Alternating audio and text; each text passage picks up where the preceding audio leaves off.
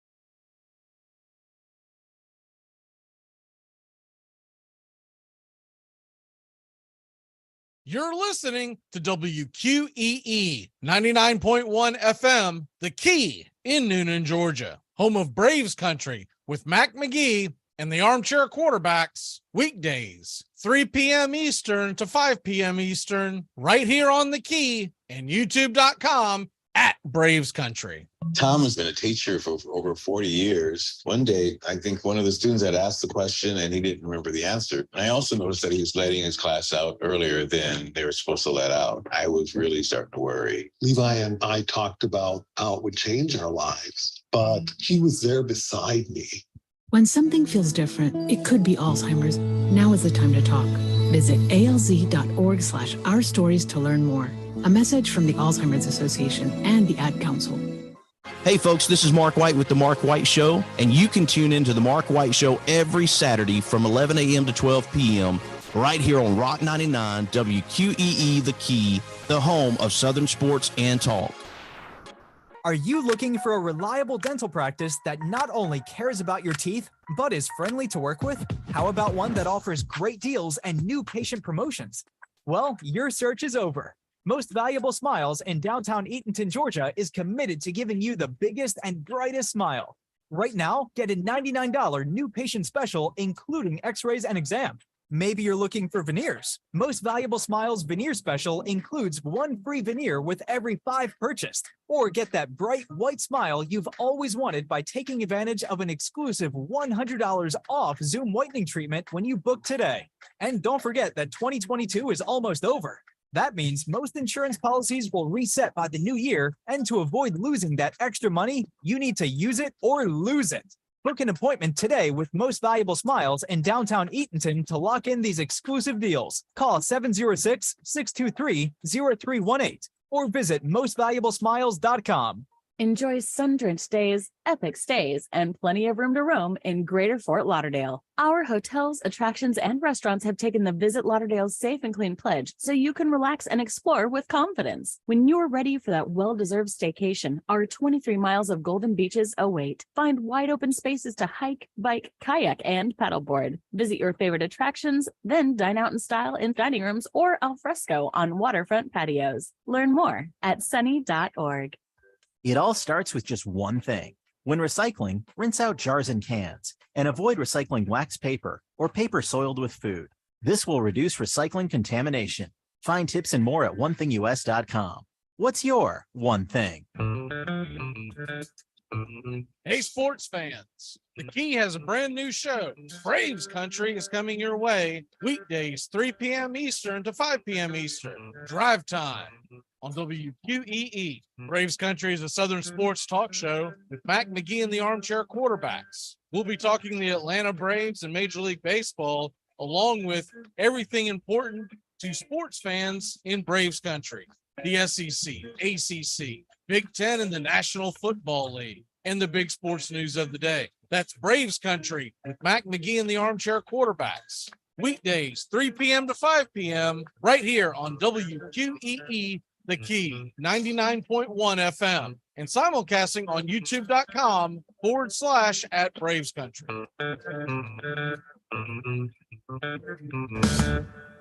At Shell, we know from the time you get up to the time you wrap up, there's a lot of meetups, eat-ups, and hurry-ups. So come to Shell and get 3 things done at once. Fill up with Shell V-Power Nitro Plus to help keep your engine running like new. Save up with the Fuel Rewards program and never pay full price for gas again. And snack up with in-store rewards to save even more at the pump. Make the most of the stop you need to make with Shell. And engines that continuously use Shell V-Power Nitro Plus premium gasoline. See full terms and conditions at fuelrewards.com. That's the sound of NyQuil Severe hard at work. NyQuil Severe is the best sleep with a cold medicine. No tossing and turning, just rest and recovery. So you're ready to take on tomorrow.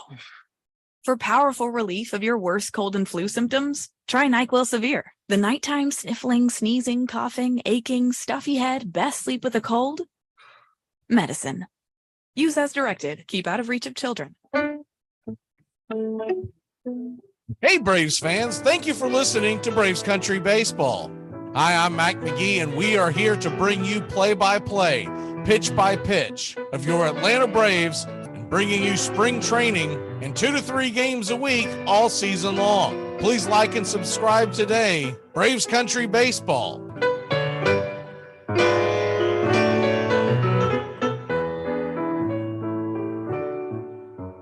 Winter is the perfect time to start planning for your healthy, pest-free spring lawn with True Green, America's #1 lawn care company. True Green's science-based approach and local expertise will help give your lawn the year-round care it needs to be thick and weed-free. Go to truegreen.com. Just call 866-946-5956 or go to truegreen.com today and get a lawn to be proud of. Hey, sports fans, it's Rod Peterson here, host of The Rod Peterson Show, inviting you to join us daily for 2 hours of Atlanta's funnest sports talk right here on WQEE. I say fun because it is. You've never heard a show like it because we make the listeners a part of the show every day between noon and 2 p.m. Eastern. You'll hear plenty of the best sports talk, including the latest on the Falcons, the Braves, and more. And who knows, you might even hear you. That's the Rod Peterson Show, daily at noon, right here on WQEE 99.1 FM. We live in a world now that welcomes and nurtures the screwball in all of us. Hey, it's a new decade, people. Time to get a little nutty. Treat yourself to Screwball Peanut Butter Whiskey, a smooth flavor that combines two of America's favorites, peanut butter and American whiskey. So no more social awkwardness. Time to embrace who you truly are. Get out there and make friends. And be sure it starts with Screwball Peanut Butter Whiskey. It's available nearly everywhere. Learn more at screwballwhiskey.com. Infidium Spirits. Please enjoy responsibly. Hey, sports fans, the Key has a brand new show. Braves Country is coming your way weekdays 3 p.m. Eastern to 5 p.m. Eastern. Drive time on WQEE. Braves Country is a Southern sports talk show with Magee and the Armchair Quarterbacks. We'll be talking the Atlanta Braves and Major League Baseball, along with everything important to sports fans in Braves Country. The SEC, ACC, Big Ten, and the National Football League. And the big sports news of the day. That's Braves Country with Magee and the Armchair Quarterbacks. Weekdays, 3 p.m. to 5 p.m. right here on WQEE, The Key, 99.1 FM. And simulcasting on youtube.com/@Braves Country.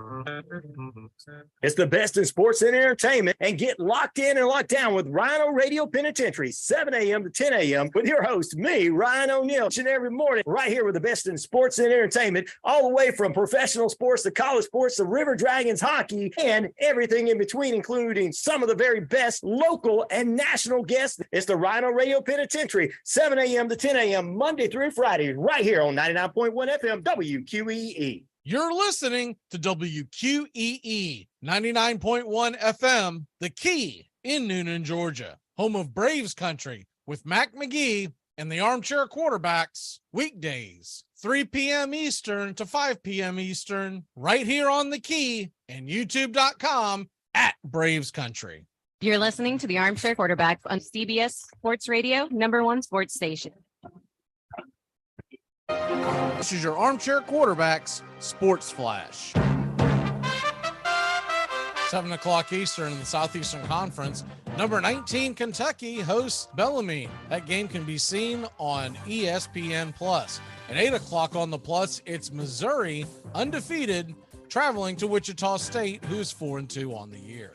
In the ACC at 7 o'clock Eastern on ESPN2, undefeated Maryland, number 22 in the land, they travel to winless Louisville. 7 o'clock ESPNU, 6-1 Penn State at 5-2 Clemson. At 7:30 on ESPN, number 16 Illinois hosts the 3-3 Syracuse Orange. And at 9 p.m. Eastern on the Deuce, the Georgia Tech Yellow Jackets invade Iowa. All a part of the ACC Big Ten Challenge over on ESPNU. At the same time, Wake Forest is at Wisconsin. Virginia, number 3 in the land, is at Michigan. In the NBA, a TNT doubleheader has the Warriors at the Mavericks, 7:30 Eastern. Clippers travel to the Trailblazers. That game is at 10. In big games in the NHL tonight, the Tampa Bay Lightning at 7 o'clock are in Boston to take on the Bruins. Islanders at 7:30 at the Flyers. Nashville Predators host the Ducks at 8 o'clock. Carolina's at the Penguins at 7, and the Avs are at the Jets. Panthers at the Flames, while the late slate features the Kraken at the Kings. What do you want to do tonight? Same thing we do every night. Try to take over the world. 106 miles to Chicago. We got a full tank of gas, half a pack of cigarettes. It's dark, and we're wearing sunglasses. Hit it. Armchair. YouTube Live radio station. You're listening to Braves Country with Mac Magee and the Armchair Quarterbacks. We're here live weekdays, 3 p.m. Eastern to 5 p.m. Eastern, WQEE 99.1 FM, The Key, and simulcasting on youtube.com/@Braves Country. Your first choice for Southern sports. Good afternoon. I'm Mac Magee, and I don't know much, but I know one thing. Reporters got some nerve over at the World Cup, don't they? Armchair. Community Access Channel. The Armchair Quarterback. He's full of beer and he's full of snacks. The All-American man. Hey, howdy, hi, and how the hell are you? Welcome to Braves Country with the Armchair Quarterbacks. I am Mac Magee, and we are live here 3 to 5 Eastern on WQEE weekdays. And let's go ahead and dive into it. If you missed this, and I'm going to play the actual clip of it because I'm sure a lot of people did miss it. But if you missed this, this was a clip that was the pregame press conference going into today's game between the United States and Iran. And preface this was saying they are at the half and the United States leads 1-0. So if they win, they move on. Iran's just trying to spoil the party. And if they tie the U.S. is knocked out. So that's what's on the line over the next 45 minutes or so, give or take, on the World Cup stage. So I'll keep you up to date as that's going on. But this was the clip, or this is a clip of what was said. This is a reporter from Iran who lays into one of the United States players. And I'll just let the clip do the talking, but it is absurd where this guy got off at. Here we go. First of all, you say you support the Iranian people, but you're pronouncing our country's name wrong. Our country is named Iran, not Iran. Please, once and for all, let's get this clear. Second of all, are you okay to be representing a country that has so much discrimination against Black people in its own borders? And we saw the Black Lives Matter movements over the past few years. Are you okay to be representing the US? Meanwhile, there's so much discrimination happening against Black people in America. My apologies on the mispronunciation of your country. Yeah, that being said, there's discrimination everywhere you go. One thing that I've learned, especially from living abroad in the past years and having to fit in different cultures and kind of assimilate into different cultures, is that in the U.S. we're continuing to make progress every single day. Growing up for me, I grew up in a white family with obviously an African American heritage and background as well. So I had a little bit of different cultures, and I was very very easily able to assimilate in different cultures. So not everyone has that ease and the ability to do that, and obviously it takes longer to understand. And through education, I think it's super important. Like you just educated me now on the pronunciation of your country. So. It's a process. I think as long as you see progress, that's the most important thing. Okay, so there we have it.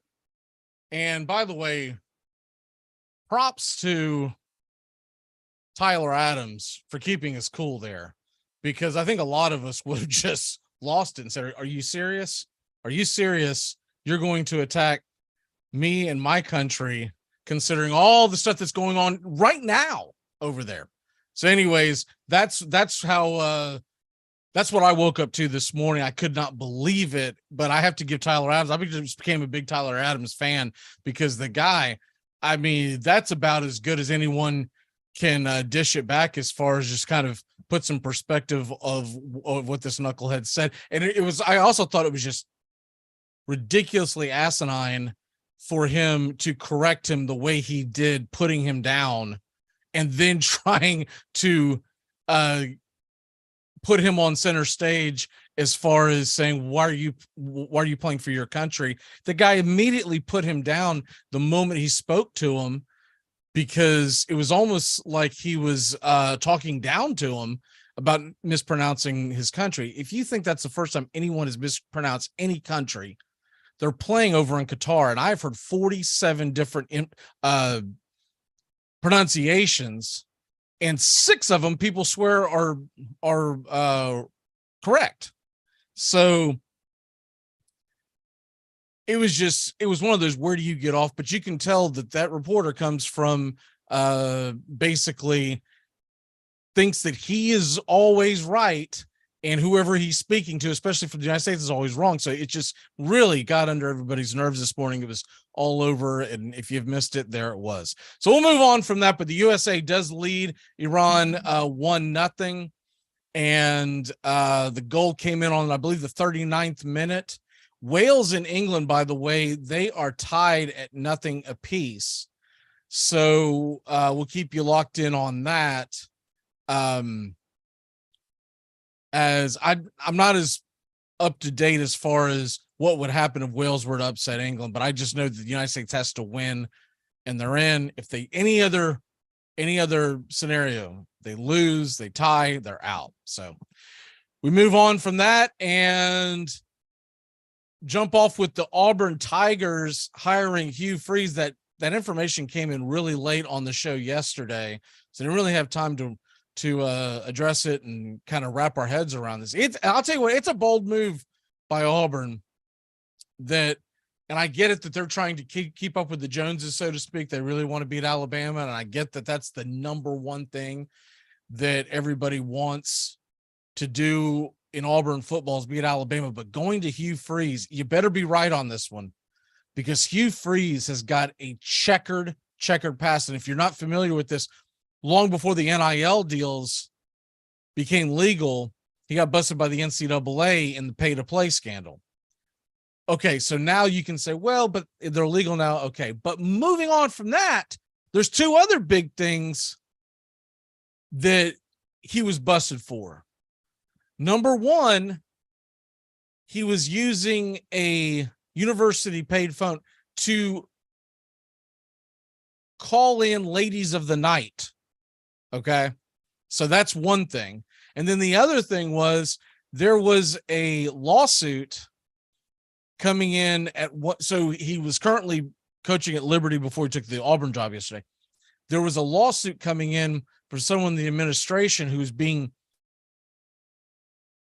accused of sexual assault, sexual harassment, et cetera, et cetera. And it was almost like a Deshaun Watson thing, not quite to that degree, but there was several. It was like, I want to say 16, 17 people came forward. And in the middle of this, Hugh Freeze DM'd one of the people in the lawsuit and basically berated the person. By the way, England just took a 1-0 lead early in the 49th minute. We'll keep you up to date on what's going on there. USA still leads 1-0 over Iran 46 minutes into that match. But he waylaid into her and basically said, how dare you attack him? Do you have some kind of vendetta against him, et cetera, et cetera, et cetera. So this guy's been on the wrong side of history every single time. And now the Auburn Tigers are going to back up the truck. That's it was really odd at the beginning when Liberty hired Hugh Freeze to begin with, but they were trying to build their program and they knew that Hugh Freeze could come in and coach. The one thing you can say about Hugh Freeze is that he's been successful as a college coach everywhere he's gone. But it's how he's gotten there. Remember, Hugh Freeze was the guy there when they had the huge recruiting class and said, where in the heck did this come from? Well, we found out where it came from. Hugh Freeze was dirty. He was at Ole Miss from 2012 to 2016. And then he took 3 years off, and from 2019 to 2022, he went to Liberty. And Liberty, if you're not familiar with Liberty University, it is a private Christian university. So it was even stranger that they hired him, but their press conference, they went with the idea of everyone deserves a second chance, that kind of stuff. But Hugh Freeze is now the head coach at the Auburn Tigers. It's going to be interesting to see where this goes. Before that, if you're wondering his background, he was a high school coach in Briarcrest, Tennessee, and then assistants at Ole Miss. He was a head coach at Lambooth, which I'm not familiar with that. And then he was an offensive coordinator at Arkansas State, took the head job the following year. And then that he catapulted into the head coaching job of Ole Miss, which led to Liberty, which now has led him back to the Southeastern Conference. And of course, Auburn and the Auburn Tigers. If you do want to chime in on this, the number to call is 678-960-9700. That's 678-960-9700. Joey is on the way, and we'll be talking some football. He'll be here momentarily. But I wanted to get those two right off the bat. Usually lead our show off with what we call batting practice. And essentially, we hit the big things of the day. The other thing would be yesterday, Deshaun Watson officially was reinstated into the National Football League. So kind of along the same lines of Hugh Freeze, the Cleveland Browns better be right. They better be right. Because if they're wrong, we're talking about I said this yesterday. If you're wrong about the Hugh Freeze hiring and you're the athletic director, you know that you won't survive that. If he goes in and starts doing some of the same stuff that he was doing, win, lose, or draw, the AD will be fired. But at the same token, he probably feels like at this point, the athletic director at this point probably feels like you're going in, there's a big swing and a miss with the last coach, and they've had some down years at Auburn, and so this might be the last hurrah to try to change things around. And that's what Hugh Freeze has been waiting on. He's been waiting for an ex big time program to really need his help and be willing to quote unquote sell your soul, right? But look, I believe everyone should get a second chance, and we'll see if he can turn it around. But the fact that he did what he did at Liberty with the DMs after all the stuff that went down at Ole Miss, it's like, man, sometimes a Tiger just cannot change its stripes.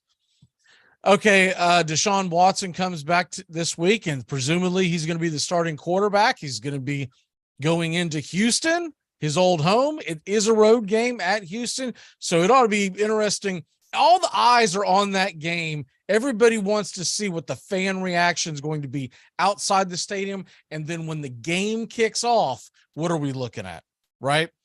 And Jacksonville, during the preseason, he played a preseason game in Jacksonville, and the Jacksonville fans that had a preseason game gave him all kinds of heck, right? So with that being said, I kind of expect that Jacksonville is going to be very minute compared to what's going to happen in Houston. They did not accidentally put Deshaun Watson's comeback date. So they suspended him 11 games, which is a weird number anyways, but they had the bye week. And oh, by the way, you're going to come back in front of your old fans. So I think that was a little way for the NFL to kind of stick it to him, because originally, remember, they were wanting to suspend him for the whole year. And then a moderator came in and changed that ruling, and that's how we ended up with the 11. Goodell originally wanted to suspend him for the whole year. The owners wanted him suspended for the whole year, but it was the Players Association that stepped in and said, well, we have to have this reviewed, and now you got 11. And I think everyone thinks, well, it's 3 months, 4 months later after the ruling, it's just going to be water on the bridge. I don't think it will be. I think you're going to get a very, very spicy and hateful reaction from most of these fans, because you can't stand out there and support him.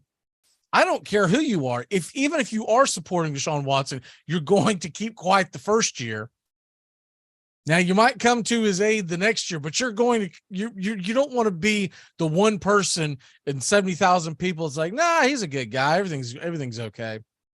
You know, you did have people supporting Mike Vick after what he did, but from what I remember, that was much later. That was after, you know, he had because he didn't start right away when he went to Philly. Remember, so it's going to be interesting and. Looking at the fact that they are going to be in Houston, the first game is just unreal. By the way, the line on that, believe it or not, is Cleveland favored by a touchdown. Cleveland's not that good of a team, and they're going to be breaking in a new quarterback. I don't know if I buy that line or not, but that's what the line is at this point. So, and if you wonder where else he's going to be the rest of this year, because I think it'll calm down by next year, right? But the rest of this year, the opposing fans are going to let him have it. And I honestly think his home fans, I think there's going to be a lot of home fans that they're going to let him have it. But he's at Houston, then he goes to Cincinnati, which is a rival. You know, the Bengals fans are going to be loud and proud. He comes home against the Ravens and the Saints. I think after the first home game, it'll die down a little bit in the second game because there'll be fans saying, all right, quit beating, you know, the same horse. But then the final two games of the season, this work's going to get interesting to see if he continues to play when they're out of the mix. Because if you miss his contract, he's got 246 guaranteed. It was the first NFL contract guaranteed. That's what ticked off a lot of people as well, because they knew that the way it was structured, they knew he was going to get suspended, and he got it structured to where he was fined very, very little, and the game checks that he was missing this year is minimal when it's all said and done. I think it's a total of maybe 100,000. So he's basically just getting a slap on the wrist across the board. Now, whatever happens to him when he hits civil court, that's going to be another issue. But they'll finish the season off at DC playing the Commanders, which you talk about a storm of controversy. At that point, Daniel Snyder may or may not have sold the Commanders team. And then he's going to finish in Pittsburgh against the Steelers. And you know, those fans are going to let him have it. You know, they're going to let him have it. So that's what we got on tap today. Joey's going to be joining us here right after the break. We're going to be talking Colts Steelers reactions to that. And then of course we're going to get into the NFL playoff picture where the Falcons line in. And later on, we're going to talk bowl projections. They've got some new bowl projections that I want to get into, and some other college coaching vacancies that have not quite hit the mark yet, but there's some rumors flying. We will be back in a flash here on Braves Country. I'm Mac Magee. Keep it locked in here on WQEE. We'll be back in about 2 and 2. Hi, it's Jamie, Progressive's Employee of the Month, 2 months in a row. Leave a message at the... Hi, Jamie. It's me, Jamie. I just had a new idea for our song about the Name Your Price tool. So when it's like, tell us what you want to pay, hey, hey, hey, and the trombone goes, blah, blah, blah, and you say, we'll help you find coverage options to fit your budget. Then we just all do finger snaps while a choir goes, savings coming at ya, savings coming at ya. Yes? No? Maybe? Anyway, see you practice tonight. I got new lyrics for the rap break. Progressive Casualty Insurance Company and affiliates. Price and coverage match limited by state. Hey, sports fans. Weekdays, 3 p.m. Eastern to 5 p.m. Eastern. Drive time on WQEE. Braves Country is a Southern sports talk show with Mac Magee and the Armchair Quarterbacks. That's Braves Country with Mac Magee and the Armchair Quarterbacks. Weekdays, 3 p.m. to 5 p.m. right here on WQEE 99.1 FM. It's time to live, laugh, and create memories again with MSC Cruises. Join us on some of the world's most modern and innovative ships. Discover again at our new private island, Ocean Key MSC Marine Reserve, named Best New Cruise Destination. Cruise the Caribbean and Bahamas from Miami or Port Canaveral. Book now with free balcony upgrades and flexible booking changes. Call your travel advisor or visit msccruises.com. Restrictions apply. MSC Cruises, a world of discovery. Hey, sports fans, it's Rod Peterson here, host of The Rod Peterson Show, inviting you to join us daily for 2 hours of Atlanta's funnest sports talk right here on WQEE. I say fun because it is. You've never heard a show like it because we make the listeners a part of the show every day between noon and 2 p.m. Eastern. You'll hear plenty of the best sports talk, including the latest on the Falcons, the Braves, and more. And who knows, you might even hear you. That's the Rod Peterson Show, daily at noon, right here on WQEE 99.1 FM. You're listening to WQEE 99.1 FM, The Key in Noonan, Georgia, home of Braves Country, right here on The Key and YouTube.com at Braves Country.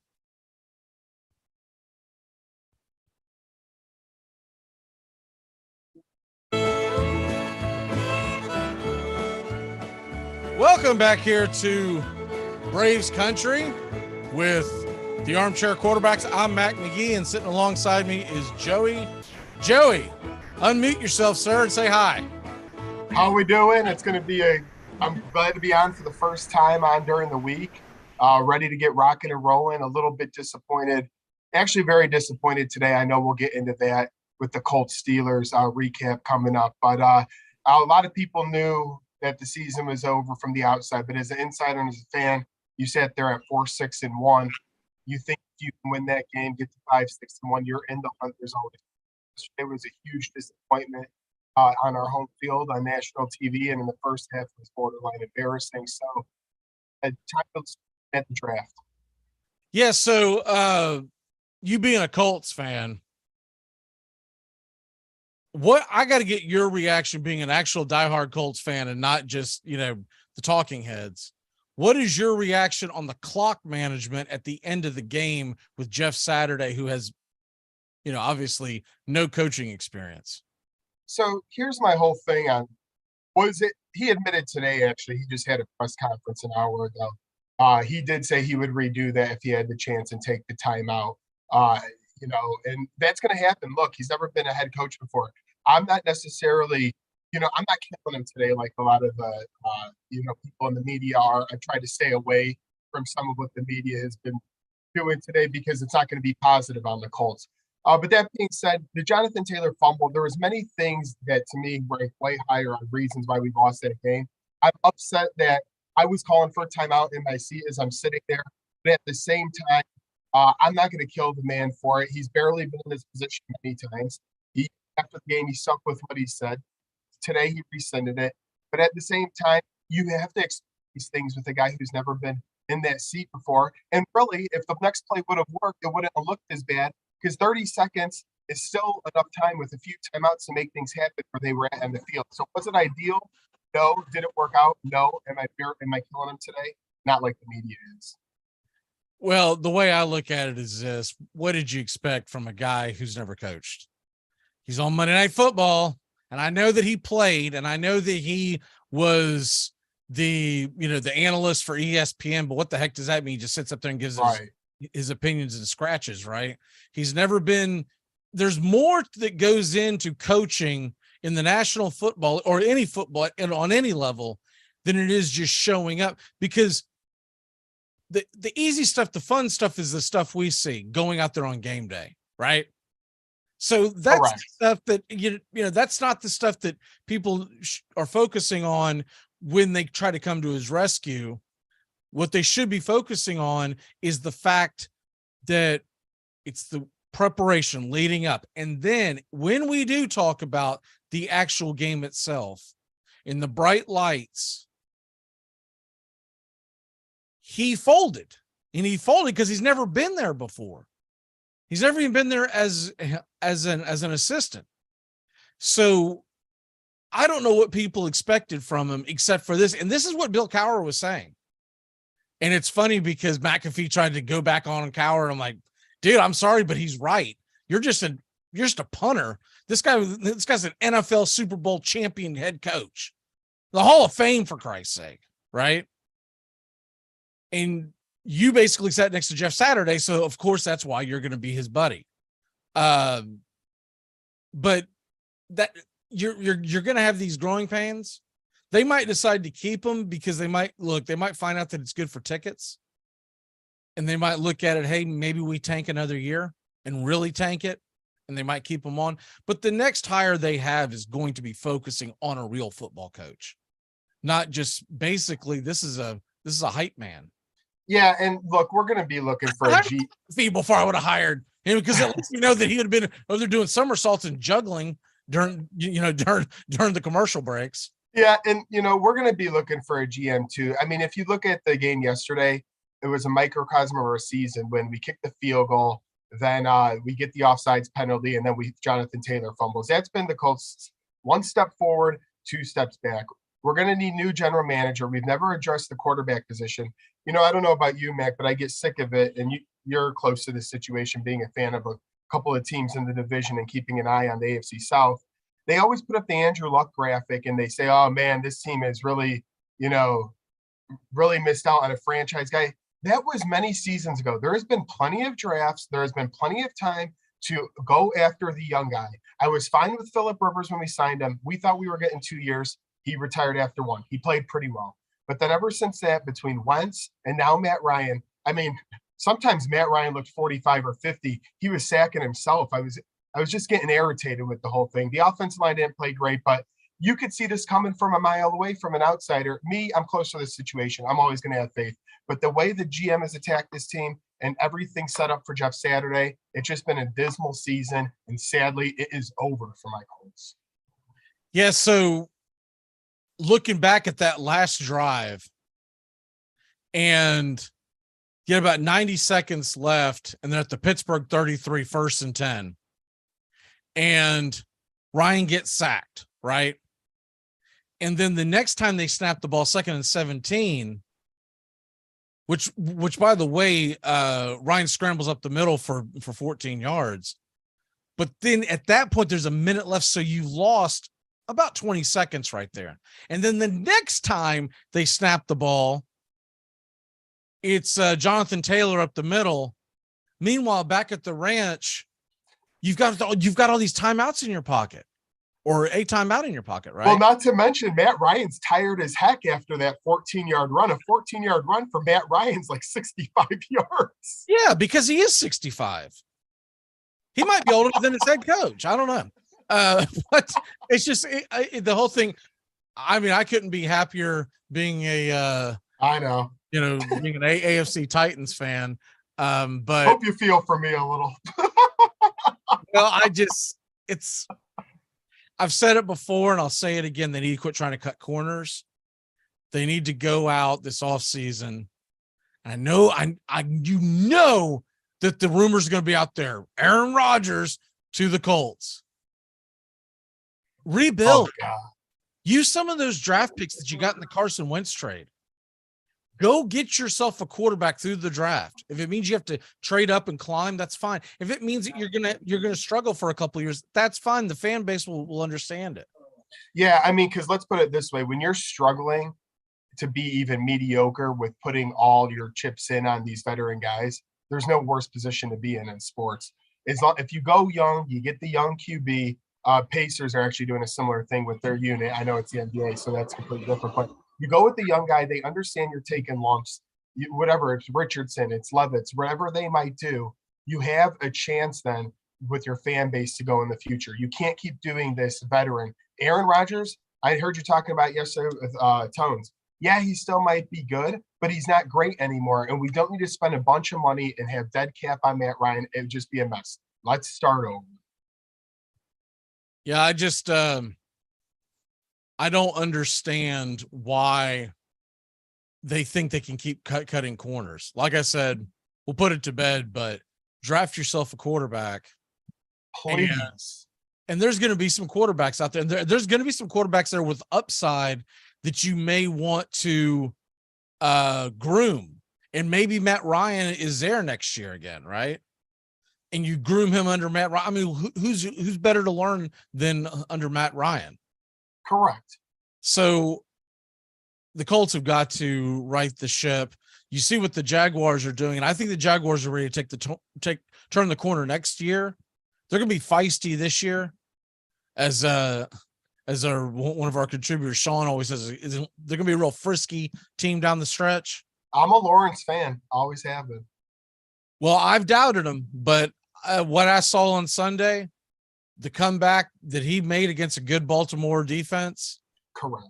And granted, it's a small sample size is because he's had some really bad games, but I'm starting to believe that when we hit the 2023 kickoff, the Jacksonville Jaguars will have the best quarterback in the division.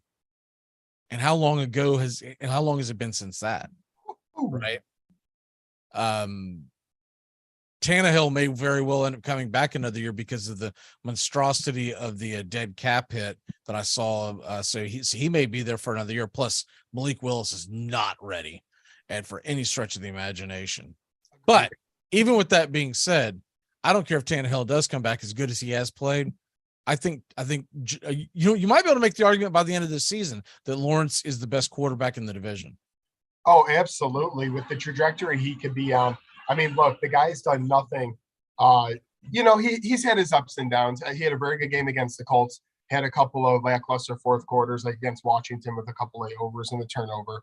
But overall, this guy lately against the Ravens, down multiple scores, to have a guy like that making plays down the stretch, hitting a multitude of receivers. Not to mention they got rid of running back James Robinson. They haven't been necessarily adding on. He's been progressing. You could see it in his game. The mechanics, the body build has always been there. Could he make the right throw at the right time? You're starting to see that a little bit.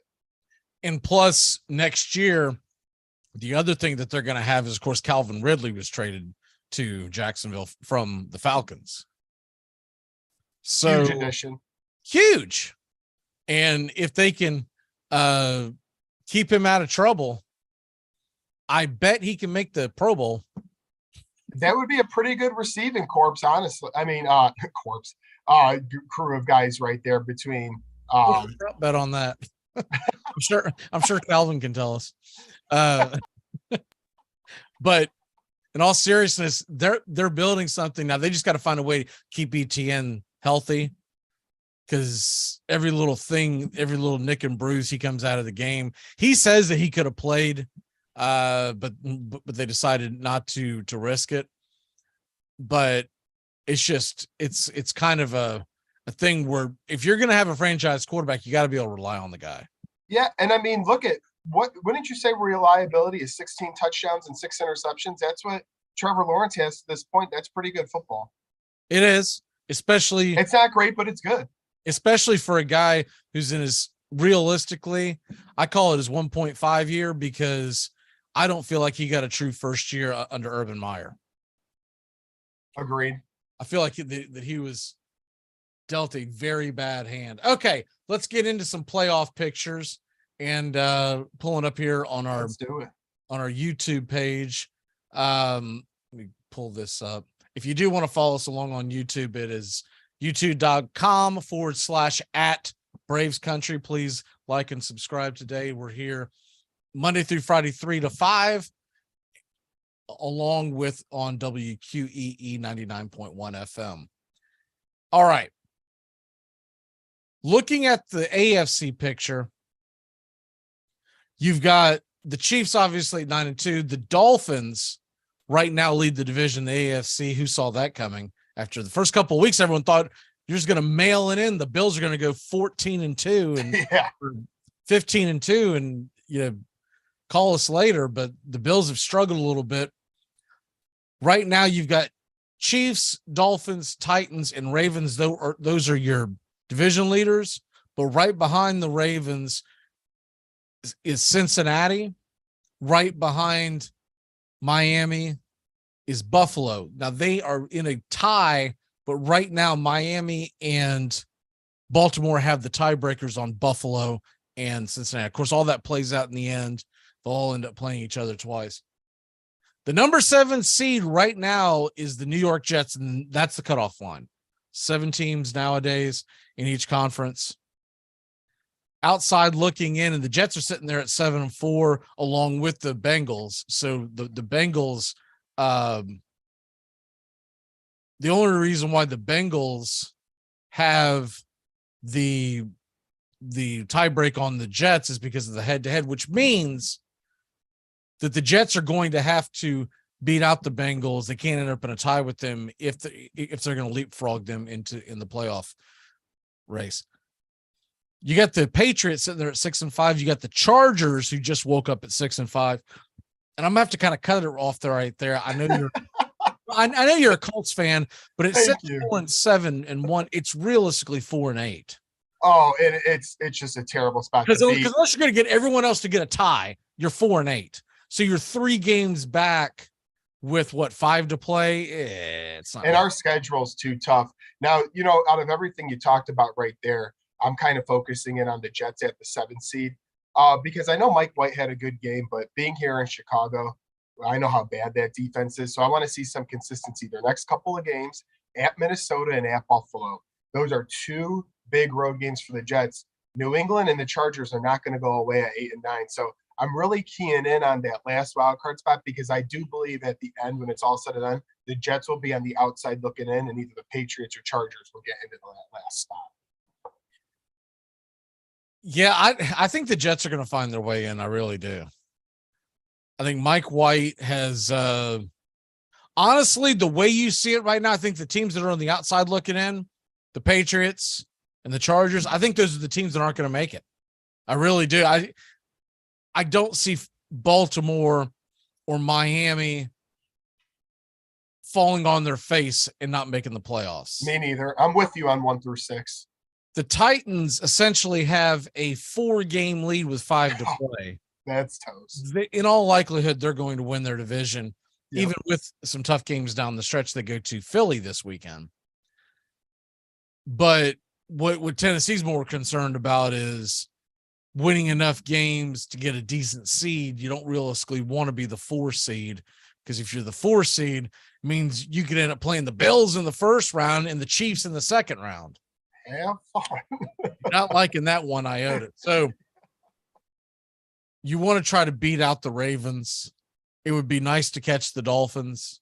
The Dolphins, I think, are going to get an L this week. They're going to San Francisco, but Tennessee's got to go to Philly. So that could be a wash. Yep. You go down to the NFC, and this is where folks here in the Atlanta area really care about. So the Falcons are all the way down at 5-7. And they're the number 9 seed in the conference. But we'll get back to them in a second because you have to look at them in a different light. Yep. NFC right now, it's Eagles, top of the conference, and they should get the home field advantage because Minnesota is 1 game behind them, but it's really 2 because they lost the head-to-head on that Monday night at the beginning of the season. Correct. San Francisco is 7-4, and I do think San Francisco is going to win that division. And then Tampa Bay right now is 5-6, but they are leading their division, so they're the number 4 seed. After that, you got the Cowboys at 8-3, the Giants at 7-4, and the Commanders at 7-5. Those 2 square off this weekend. Giants and Commanders. It's in New York. Commanders are a 1-point favorite or 1.5-point favorite, even though it's in New York. Yeah, and when I look at, I know we're going to talk about Atlanta in a second because that to me will come down to the last week of the year with Tampa Bay. But other things I see in there, Dallas really intrigues me. I mean, what their running game can do, I think they can go on the road anywhere and be able to slow down the Eagles' offense and maybe do some damage. I know history hasn't proved that for Dallas. It's been a little bit rough, but I was kind of liking that there. And then when it comes down to the teams near the bottom of it, Washington, Seattle, it's going to be interesting who fights in, but I tell you what, the Commanders never go away. They're doing pretty good. All right, we're going to take a really quick break. When we come back, we're going to talk about the Falcons' path to get into the playoffs. And I think it's possible. I don't think it's as doomsday as a lot of folks are trying to sell it to you out there. We'll be back in a flash here on the Braves country with the Armchair Quarterbacks. Now, I'm not saying I've never driven drunk, Because I've drank so much in my life. Now on the back of my driver's license, there's a list of organs I need. It's the best in sports and entertainment, and get locked in and locked down with Rhino Radio Penitentiary, 7 a.m. to 10 a.m. with your host, me, Ryan O'Neill, each and every morning, right here with the best in sports and entertainment, all the way from professional sports to college sports to River Dragons hockey and everything in between, including some of the very best local and national guests. It's the Rhino Radio Penitentiary, 7 a.m. to 10 a.m. Monday through Friday, right here on 99.1 FM WQEE. How to improve your dining room by the Home Depot. New wood floors, new paint on the walls. Sure, you know us for that. But how about a new dining room table, matching chairs, bar stools? How about free and flexible delivery with easy online returns? Now you can explore decor in a whole new way. Save now on furniture, everything for your home, everything from HomeDepot.com. How doers get more done. We live in a world now that welcomes and nurtures the screwball in all of us. Hey, it's a new decade, people. Time to get a little nutty. Treat yourself to Screwball Peanut Butter Whiskey, a smooth flavor that combines two of America's favorites, peanut butter and American whiskey. So no more social awkwardness. Time to embrace who you truly are. Get out there and make friends. And be sure it starts with Screwball Peanut Butter Whiskey. It's available nearly everywhere. Learn more at screwballwhiskey.com. Please enjoy responsibly. Hey, folks, this is Mark White with The Mark White Show, and you can tune into The Mark White Show every Saturday from 11 a.m. to 12 p.m.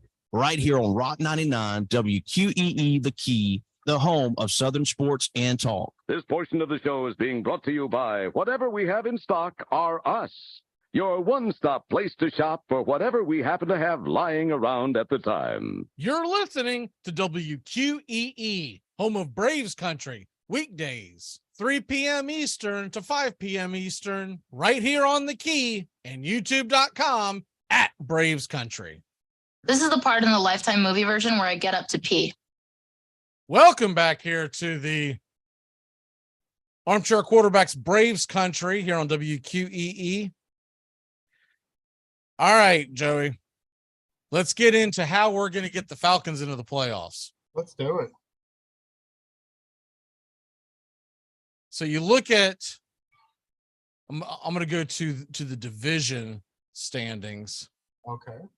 And you look at the Falcons, they're 5-7. The Buccaneers are 5-6. So they're a half game behind them right now. They've also lost the first game against Tampa, but they do, as you mentioned a second ago, they've got to come. Tampa's got to come to Atlanta the final Sunday of the season to face the Falcons. So if everything can be even, that could be for the division. My biggest concern is you look at the division, the Falcons are 1-3 in the division. The Buccaneers are 2-1. And that's going to be the biggest problem. You look at the Bucs schedule, and they have the Saints Monday night, but the Saints play them very, very tough. They do. So that's not necessarily a bad thing, but they got the Saints Monday night. And then they've got one other game in the division before they play the Falcons against the Panthers, but that's at home. So that's a problem there because you would realistically need them to lose both of those games so you could win any kind of tiebreaker. If you beat them, then it would come down to the next tiebreaker, et cetera, et cetera. So what you really have to, what's realistic is that the Falcons need to have one more win than the Bucs. That's really what it comes down to, which means you need to have an even record with Tampa Bay when they come a-calling on January 8th. You look at who the Bucs play. Like I said, the Saints have had their number. I don't know why. There's no rhyme or reason for it. But the Saints could beat them. Not saying they're going to, but I would not bet against them. Then they go to San Fran. That's a really tough game. Then they get the Bengals, which I guess that is the CBS game of the week, the 4:25 kickoff. But that could get flexed. That could easily get flexed. The 49ers game could get flexed for all that matter. And then they get the Panthers, and then, at the Cardinals, and then the Panthers. I can see a path where the Bucks very well could lose 3 games before they ever face the Falcons. Yeah, I was gonna say More realistic too, though. Yeah, going into that Atlanta game, at most, let's say if I give him 3 victories, that put him at 8. So the Falcons are going to have to get to 9 in their final stretch. Their schedule's easier than Tampa Bay. You know, they got a few home games, and they only play.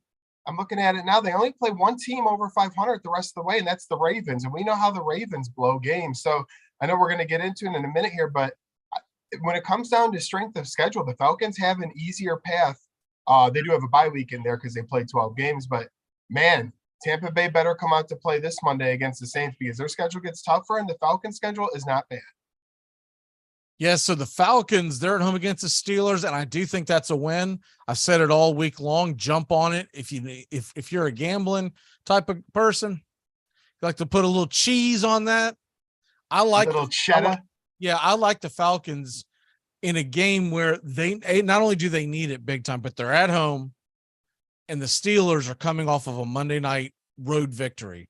That usually spells sluggishness. So I like the Falcons to win that game. And then they're going to go on the road after the bye week. So they get a week off to prepare for the Saints. Right. You could have a 2-game winning streak going into that Ravens game. That's the game I think there's going to be the problem. But if you can win the Steelers, you can win the Saints. Doesn't matter what you do with the Ravens if you also beat the Cardinals. Because the Cardinals game is in Atlanta, early kickoff. We all know I love the West Coast, East Coast. Yes, you do. Anytime a West Coast team is going east and playing an early game, especially a team that's not that good in the Arizona Cardinals, they've got a puncher's chance of winning 3 of their next 4 games. So what we're pretty much saying is it's going to come down to week 18. I think it will. And you know what's great about it? Win, lose, or draw that game against the Bucks, it basically means it's going to feel like a playoff game, right? Oh, absolutely. If you win it, it's going to be like that the playoffs started January 8th. And honestly, if you would have ever asked an Atlanta fan before the season, after, unloading a couple of pieces here and there, would they be in playoff contention to win the division? They would be ecstatic if it came down to week 18. And I'm happy for them because they're playing tough football under Arthur Smith right now. Absolutely. They obviously are going to want to upgrade at quarterback as well. No doubt. Everything's looking like everything that I read about says Ritter is not being expected, barring some kind of injury to Mariota, that they don't believe Ritter is going to play this year. Now, I don't know if that means that they are sheltering him and not wanting to ruin him, or are they just not that impressed?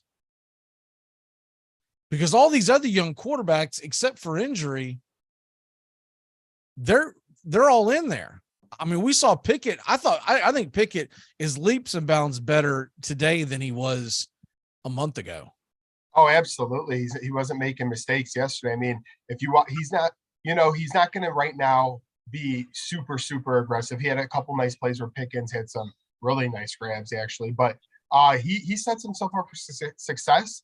He doesn't turn over the football, especially the last few weeks. He has 0 turnovers. That's the key to Pittsburgh. They're going to play great defense. They usually have a pretty good running game. It's shaky this year, but I think Pickett is a lot ahead of Ritter. Yeah, so the other thing is Pickett. So he was 20 of 28 for 174 yards, right? And didn't throw a touchdown, but he also didn't throw an interception. Correct. He was sacked 3 times, but he also ran for 32 yards. And effectively. And I thought the offense looked pretty good. It wasn't explosive, but it looked pretty good. Against a good defense. That's the only thing. And this was without their starting running back. Correct. Najee Harris left. I think, what was it? Like, he played a quarter and a half, maybe? Yeah, he got 10 carries. And then Benny Snell came in and actually played better than he did. He did. He averaged 5.2. That was much better than what Harris provided. Harris got that 1-yard touchdown, but Benny Snell did most of the heavy lifting. looking ahead to Sunday's game, I would be shocked if Harris plays, because they were calling it an abdominal strain, and those usually mean that you're going to miss several weeks, at least 2 or 3. Yeah, and if you're a fantasy owner now, be on the look for that. I know some people started to bench Najee Harris, but actually in the last couple of weeks, he was heating up and he was a first-round pick. So people are going to be on that waiver wire, if not already, for Mr. Benny Snow. Oh, he's been an absolute bust. Absolute. I mean, Taylor's been. There's been worse. Others that have been worse. And Taylor was worse. And they're littered up and down my lineups. I don't talk a lot about fantasy football on here, at least not yet. If we get calls and questions, we will definitely answer them. But with such a small period of time, typically stick to the big picture in sports. But we do have a fantasy guy that's supposed to start joining us in the very near future. But man, there are some guys that if I could turn back time, man. If I could turn back time. Jeez Louise. First of all, Kyle Pitts. What a disaster. Oh my. Look, I know he's hurt now, but even before he was hurt, they weren't utilizing him. And I don't think it's got anything to do with his talent. I think they just weren't utilizing him. I agree. And I've looked at some DeAndre Swift. Oh, by the way, they're in the 89th minute, and the United States leads Iran 1-0. So hopefully they can hang on. I don't know what the extra time is going to be. As soon as they update that, I'll let you know. But we're probably under 10 minutes away from hopefully advancing. Yes, sir. He's pounding Wales 3-0, 92 minutes left. I think the over, I think I saw the line on that was -2.5 goals.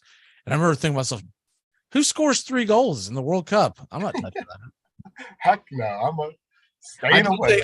I did take the U.S. on the money line just because that press conference fired me up so much when I heard it this morning. I was like, I got to put some cheddar on this, man, because I want to see us kick their butt. Yeah, I agree. It's only every 4 years too. Let's enjoy it. I don't know if you heard or saw that or not, but I heard about it, but I did not see it. Okay. If you rewind the show to the beginning, I played the clip, and it is jaw-dropping. What he said.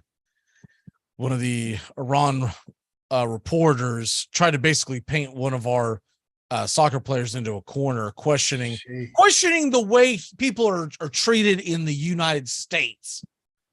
Really? We're going to go on that limb when you were reporting from Iran? Let's turn this around. Let's flip this on you, buddy. When they were talking about, it wasn't this game that they're playing tonight. I think it was the first game that Iran played that several thousand of the Iran fans booed the Iranian Yep, they did. National anthem. And when they talked about how people were risking their life doing that, booing. And this jerky, you know what? I'm going to play it real quick. We'll have it. Here we go. Here is the Iran reporter asking Tyler Adams, a player for the United States of America, who happens to be African-American, and what it's like living in the United States. Here we go.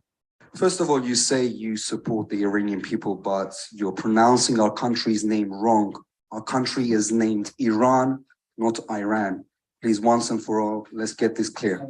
Second of all, are you okay to be representing a country that has so much discrimination against Black people in its own borders?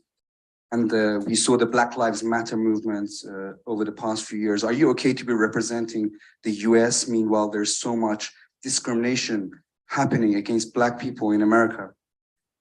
My apologies on the mispronunciation of your country. Yeah, that being said, there's discrimination everywhere you go. One thing that I've learned, especially from living abroad in the past years and having to fit in different cultures and kind of assimilate into different cultures, is that in the U.S. we're continuing to make progress every single day.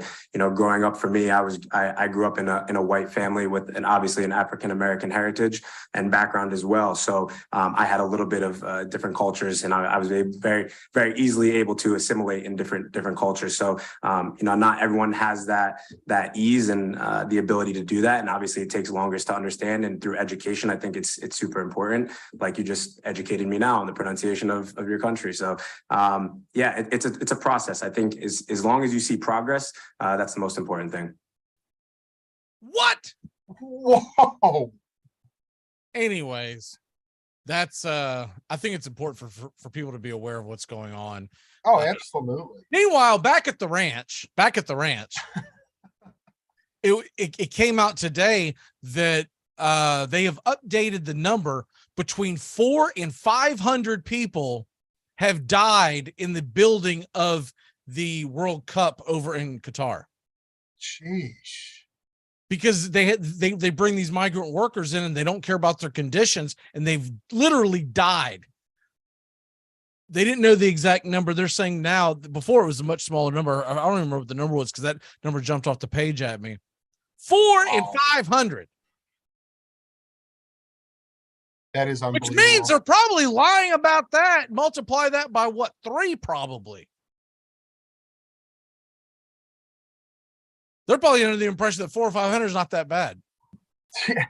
And then after you played that clip, it just cracks me up. You look at all these other places. I mean, just look at as simple as just clothing, what you see in the stands at these soccer games. I mean, we have it pretty good here. That reporter was just way off. That's why nobody wanted the World Cup over where it is. Correct. Because of the conditions.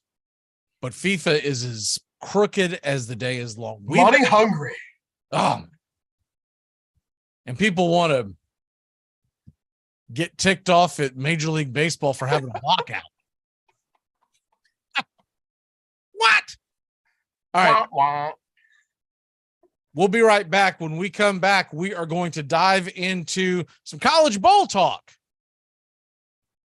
and answer the question, who is heading to Georgia Tech? You're listening to the Armchair Quarterback, #1 sports station. This is your Armchair Quarterbacks Sports Flash. 7 o'clock Eastern in the Southeastern Conference.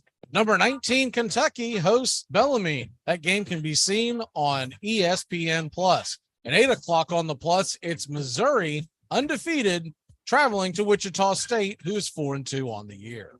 In the ACC at 7 o'clock Eastern on ESPN2, undefeated Maryland, number 22 in the land, they travel to winless Louisville. 7 o'clock ESPNU, 6-1 Penn State at 5-2 Clemson. At 7:30 on ESPN, number 16 Illinois hosts the 3-3 Syracuse Orange. And at 9 p.m. Eastern on the Deuce, the Georgia Tech Yellow Jackets invade Iowa. All a part of the ACC Big Ten Challenge over on ESPNU. At the same time, Wake Forest is at Wisconsin.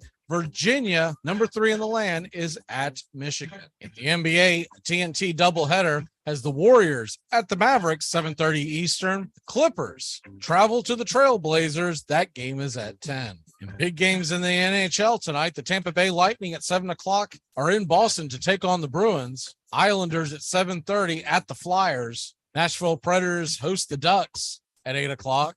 Carolina's at the Penguins at 7, and the Avs are at the Jets. Panthers at the Flames. While the late slate features the Kraken at the King. And that's your Armchair Quarterback Sports Flash. Stay tuned for Braves Country right here on WQEE 99.1 FM, The Key in Noonan, Georgia, simulcasting on youtube.com at Braves Country. You're listening to WQEE 99.1 FM, The Key in Noonan, Georgia, home of Braves Country with Mac Magee and the Armchair Quarterbacks, weekdays, 3 p.m. Eastern to 5 p.m. Eastern, right here on The Key and youtube.com at Braves Country. Are you looking for a reliable dental practice that not only cares about your teeth, but is friendly to work with? How about one that offers great deals and new patient promotions? Well, your search is over. Most Valuable Smiles in downtown Eatonton, Georgia is committed to giving you the biggest and brightest smile.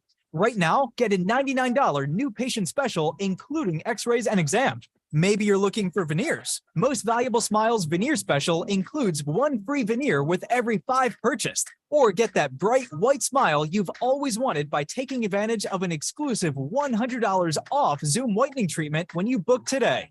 And don't forget that 2022 is almost over.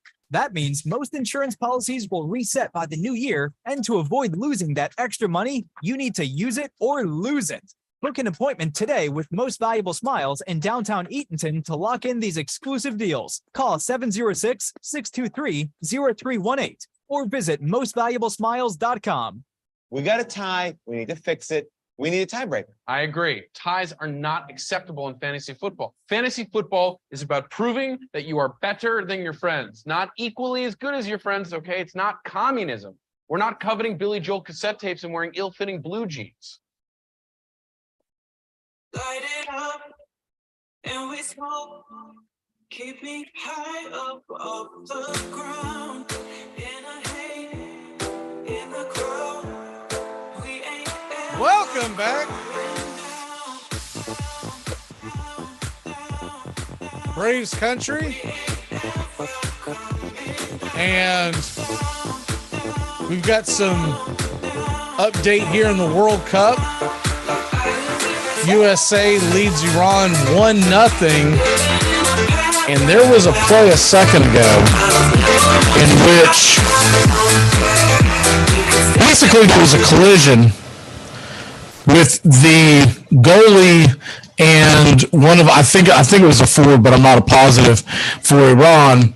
And they are crying to the referees wanting a free kick. And they are not getting that, and the guy's about to get a red card, but he doesn't really care because we're in the 99th minute, and they're saying essentially we're about 60 seconds away from advancing, and the ball is now down in Iran's territory, and they're going to try to kick it out. I've done many play-by-play, not soccer, though, so it's me here. But Iran is moving the ball around. They're just past midfield. And this is basically their final shot, maybe 15 seconds left, if that, unless they've added it. Yeah, no, we're coming down to the end right here. Let's just finish off these Iranians. It is a final. Yes, sir. USA heads to the Sweet 16 is what I would call it. Why not? The next round, they passed group stage. Yep, I mean, and that's an exciting thing. Listen, it would have been a disappointment.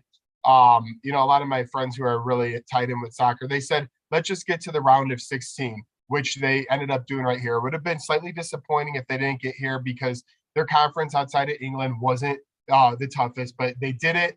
They're moving on. Now, whatever happens, happens, but I'm very happy for the United States of America today.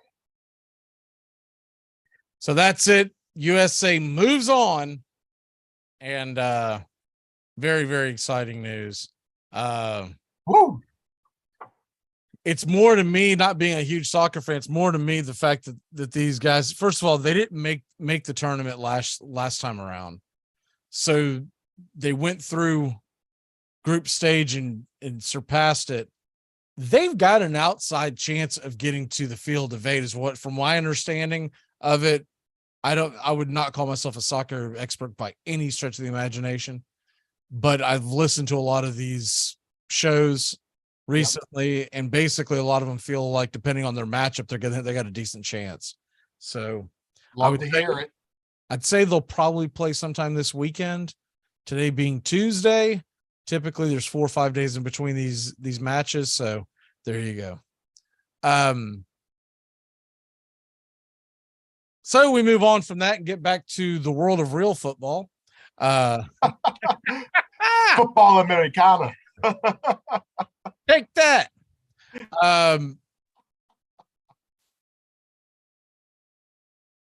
Looking at, I want to get to these bowl projections. So now you got to run here in a little bit, but I want to let's get the So first of all, there is an outside chance, from my understanding. Oh, this is nice. Joey is a big time Notre Dame fan. Yes, sir. And this projection is not what I'm hearing. So this is coming from USA Today that I have on the screen. Okay. But everyone has their own guesses because they used to be locked in where A went to B no matter what. But now it comes down to it's going to be up to conference preferences. It's going to be up to sending. They're basically wanting to do a better job of sending teams to cities that they'll travel to. The Tax Slayer Bowl right here, December 30th, being played in Jacksonville, Florida. It's being projected here on this screen as North Carolina, Mississippi State. But that's not what I'm hearing from the other major outlets. The ones I trust a little more. They are saying South Carolina, which makes a lot of sense because I can tell you this from living in the Jacksonville area for many years off and on. South Carolina has always been known to travel when they've gone to the old Gator Bowl. Now it's called the Tax Slayer Bowl. They've been known to travel really well, and they fill up the hotels, and that's what these bowls want, right? Correct. So they're saying North Carolina, Mississippi State, but I'm hearing South Carolina and or most likely South Carolina's the SEC team versus either Notre Dame or Florida State. Either way would be a really good bowl game. And it's funny you mentioned that because I was just talking to Tones the other day about it.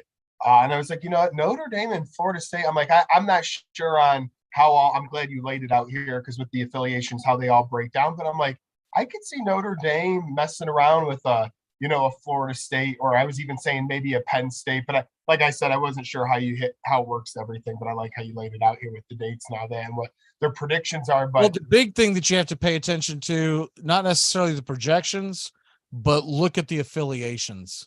Correct. So what it's showing you is which bowl is going to get what.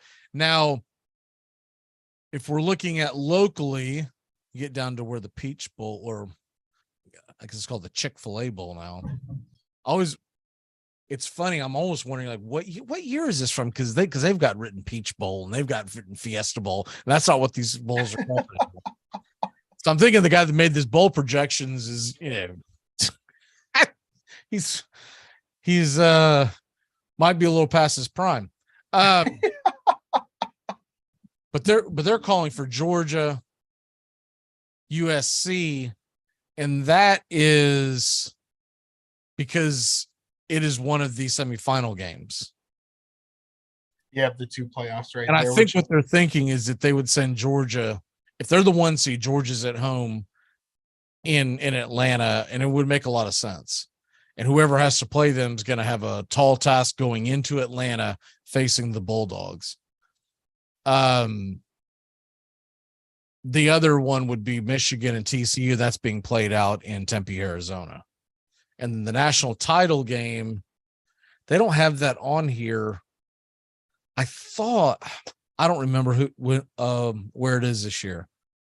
I was thinking it was, for some reason, I was thinking it was the Rose Bowl, but that might just be my default go-to. The Cotton this year is interesting. Penn State, Tulane. I'm also liking that Citrus Bowl, Illinois and LSU. Being a local guy from Chicago, Illinois had a pretty good season. That's a pretty tough matchup with LSU, though. Yeah, I don't know, because that LSU loss now makes me wonder if they might be heading into what they call the Cheez-It Bowl. It used to be called something else, but it's also in Orlando. Got it. Yep. So it's 4 days before the Citrus, but it's in the same city. This is interesting to me. Now, I have not seen this. All these guys' projections that I've got on the screen here on our YouTube channel. There's probably a million of them, huh? Well, this guy is wildly different than most of the ones I see. Oh, okay. This one has Florida State versus Texas, which would be a lot of fun. That would be a good. But the one I see more likely is Florida State versus Texas Tech. Now this one here has Notre Dame versus Oregon in the Holiday, and the Holiday, of course, is out there in Yeah, I don't like Southern her odds. California. If that happened, I don't like the odds. I don't like the odds of Notre Dame accepting. They've been known to turn down bowl invitations. True. When they've had bad years. Now that these times may have changed. Why you want to sneeze it? I want to say that payouts. I want to say each team gets like $6 million. So why you want to throw that away? But I have seen them turn it down because they don't want to hurt their brand, so to speak. The other problem with these bowl games, and I'm going to say it again for folks who have not heard the show before, as we're now in the Atlanta area. But I've been saying for a couple of years now, they need to play the bowl games at the beginning of the year. At the very beginning of the year, on Labor Day weekend, you just have a massive bowl game extravaganza. You have 3-4 days. You could actually start it on Thursday. So realistically, you could have 5 days of bowl games. That Thursday, Friday, Saturday, Sunday into Labor Day on Monday. Double headers, triple headers, you have it. And out of conference teams going at each other, right?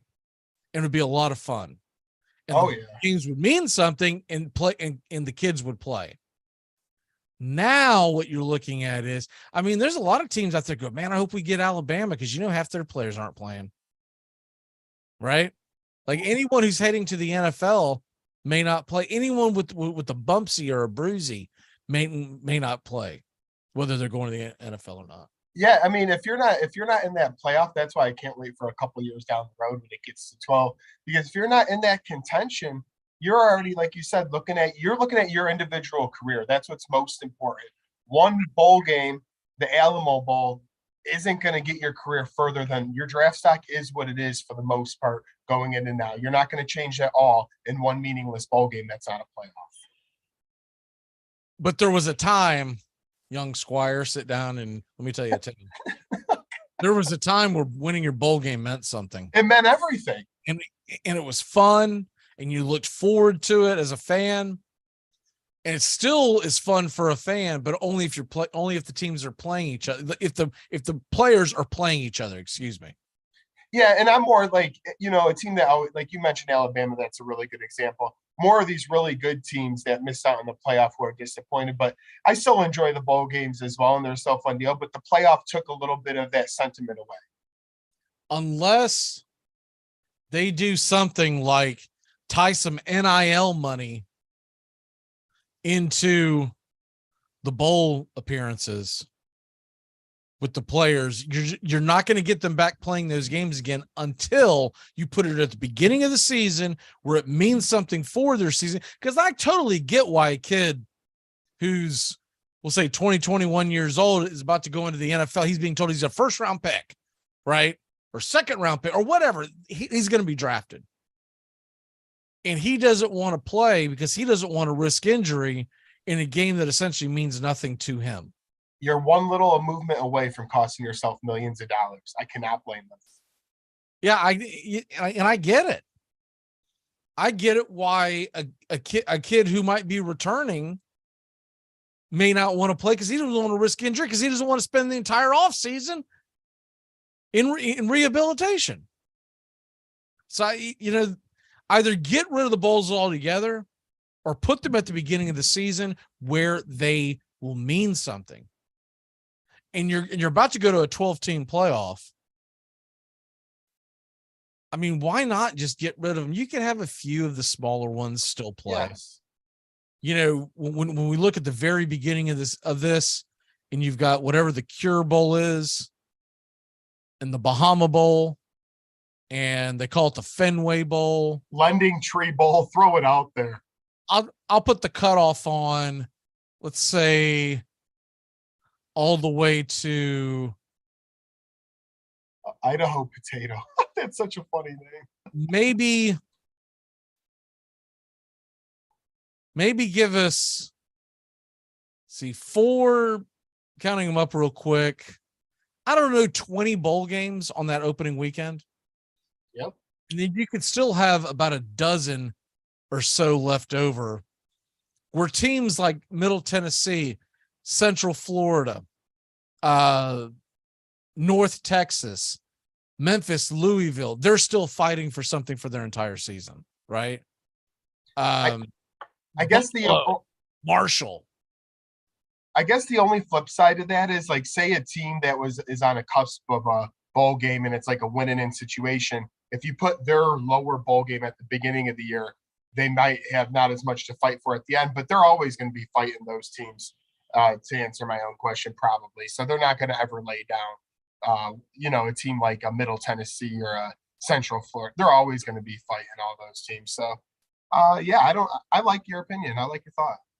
Speaking of a team that might want to turn down the invitation if they get it, because all you can do is lose in this scenario. USA Today has it projected the Birmingham Bowl, America for the SEC is Central Florida versus the Gators. If you're a Gator fan, that's a nightmare for you. You're in a lose-lose. What if you lose? Exactly. If you win, whoop it you. You beat the Golden Knights. And and Anthony Richardson, I mean, is he for sure going to play in that? They haven't faked a claim to a championship in years. I mean, what are you going to win going to the Birmingham Bowl to play? I mean, come on. And is it a guarantee Anthony Richardson will play that game? I don't know if he will. I don't see how he gains from it. Right, that's what I'm saying. I don't know if he plays. And honestly, I don't know if Billy Ball would want him to play because he probably wants to see what he has on his bench. Right.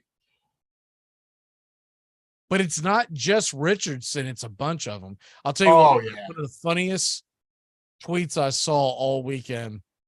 Cannell, who obviously played quarterback at Florida State, and I think he's on CBS and maybe a couple other outlets on radio, but he has a Twitter account that I follow because he's pretty funny. But anyways, Danny Cannell tweeted out in the middle of the second half of the Florida State-Florida game something to the effect of, is it common for a top 10 quarterback to not complete a single pass?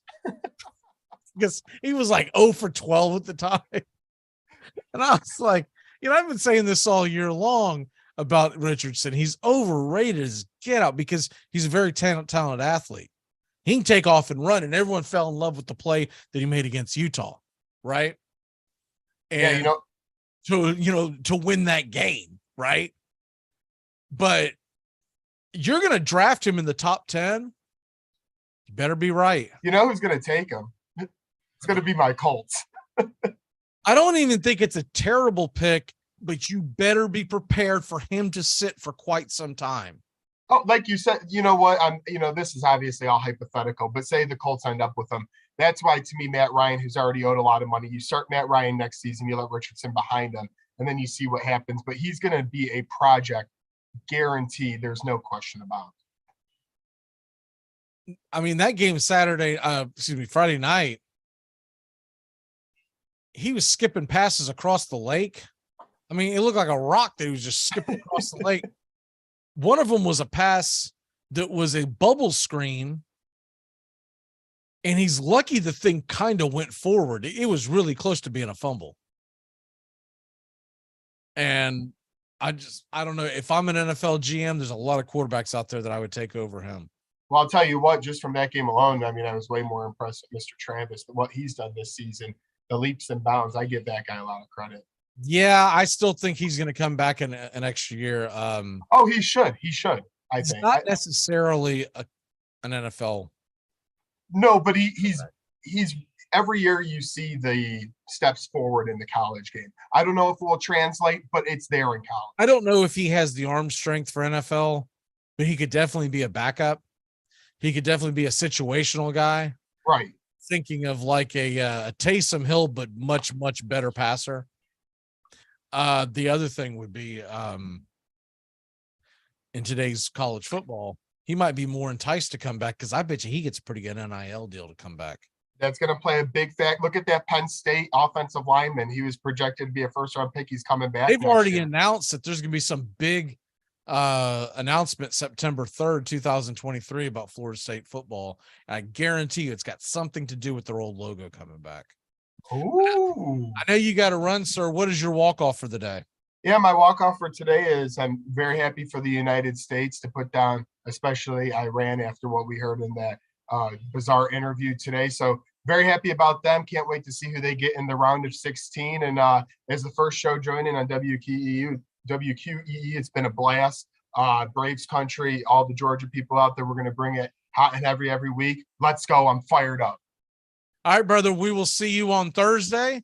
And Yes, sir. hopefully by the time I see you, we will have some answers to some of the questions I'm about to throw at folks on the other side of the break. College coach vacancy, and what I'm hearing, there's a couple of interesting ones, especially for Georgia Tech. We'll be back in a flash.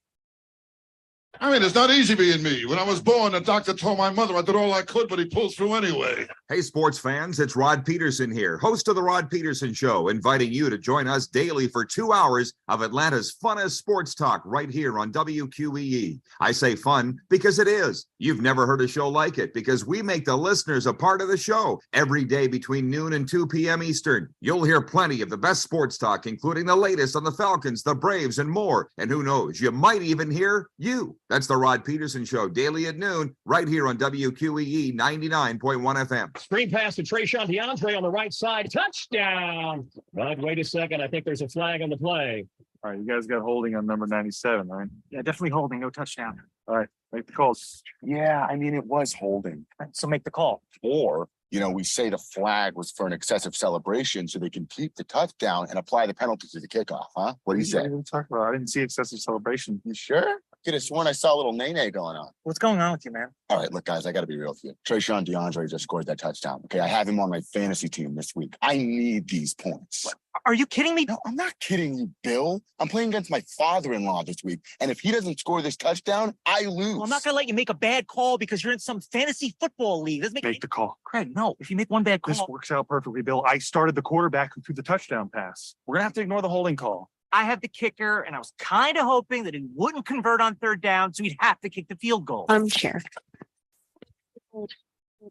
Enjoy sun-drenched days, epic stays, and plenty of room to roam in Greater Fort Lauderdale. Our hotels, attractions, and restaurants have taken the Visit Lauderdale's Safe and Clean pledge so you can relax and explore with confidence. When you're ready for that well-deserved staycation, our 23 miles of golden beaches await. Find wide-open spaces to hike, bike, kayak, and paddleboard. Learn more at sunny.org. The great thing about being a football player is you don't have to take a shower to go to work. You're listening to Braves Country, weekdays, 3 p.m. Eastern to 5 p.m. Eastern, 99.1 FM, The Key in Noonan, Georgia.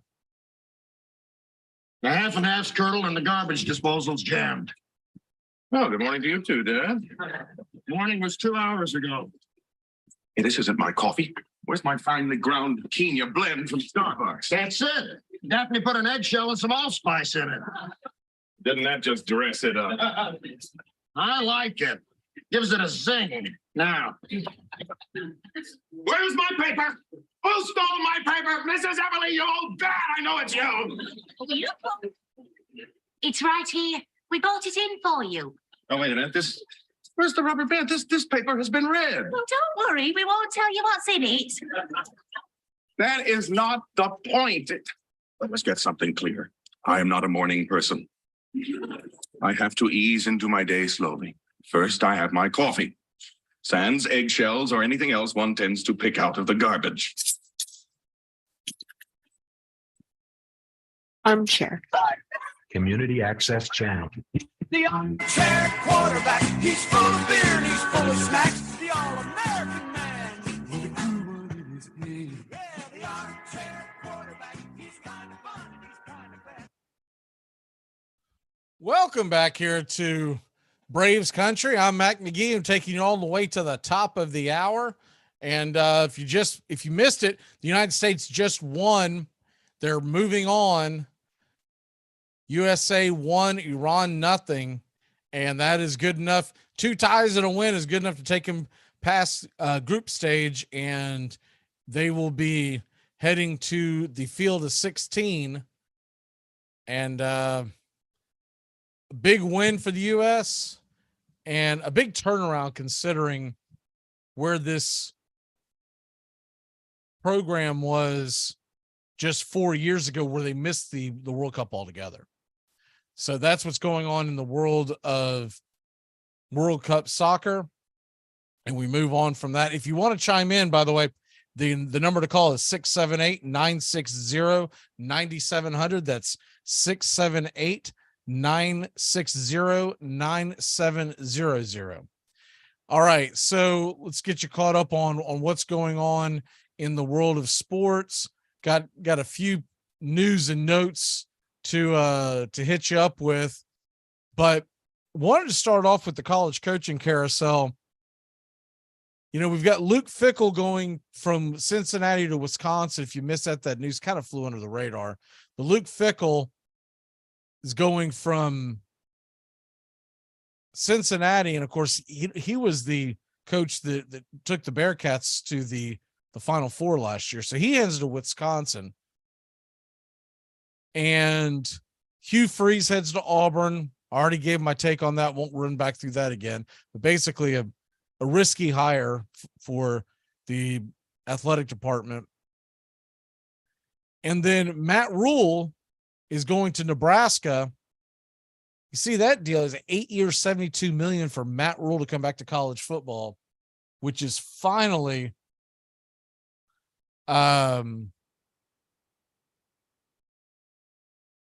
it was kind of a shock that they would give him that much, but it's not a shock to me that Matt Rule was brought back to college football. Very successful. Look, if anybody can turn around Baylor as quick as he did, and when you look at that Baylor debacle that he took over and turned them around in just a few short years, it's got to rank up there with the Jerry Sandusky deal at Penn State. Those are the two biggest scandals in college football this century. And both of those coaches actually did an incredible job. Obviously, the Penn State job ended up springboarding into an NFL gig, and now he's an assistant at Alabama. I kind of expect him to be to be named a head coach in the near future. May not be this year, may not be a job that he's eyeing. But Matt Rule is going to Nebraska to try to right that ship. And I think he's going to do a good job. Do I think he's going to make them a national power overnight? No, but at the same token, I do believe that he's going to have a puncher's chance to get them into a bowl game quickly. And with the playoffs expanding, it's going to be worth it for these schools to have coaches that can possibly get them into the playoffs. Maybe not be every year, but Nebraska could get turned around to where they have a chance to get into the playoffs. Once every 2 or 3 years? They can bring a lot of money into the program. Arizona State, of course, they hired Kenny Dillingham. If that name sounds familiar, he was the offensive coordinator for Florida State before he moved on to become the offensive coordinator at Oregon. And he has now been at Oregon for 1 year, and they're giving him the keys to the castle in Tempe. He's taking over for the Herm Edwards situation. So that's where you're at with that. Now to get into the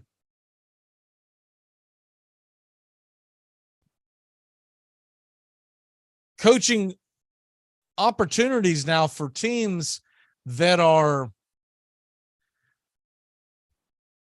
still looking for a coach, and the rumors that are coming out there. The first one would be Stanford, and there's a lot of rumors flying around that they believe it's going to be Chris Peterson. Of course, Chris Peterson has not coached in a few years, but he was the guy that went from Boise State, turned around Washington. I find it interesting that that's the name that everyone's circling right now. I guess he's ready to get back into it, but I feel like he could pick another thing at Stanford as a university. Obviously, it's a top flight university, but as far as a football program, it's like taking over Vanderbilt or Duke. It's very, very difficult to get yourself a team that is going to be able to make a move in their conference towards conference championships. the Pac-12, even though they're losing Southern Cal and UCLA, it looks like, still a pretty tough conference. But that's the rumor that's coming out. It's Chris Peterson. And Georgia Tech looks more and more like Fritz of Tulane.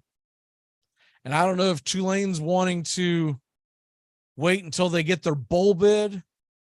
I don't know what the holdup is, but it looks like Fritz is coming from Tulane to Georgia Tech, and that would be one heck of a hire if they can get him in. I know the rumors have been Deion Sanders. I just don't see that as being a good fit for either.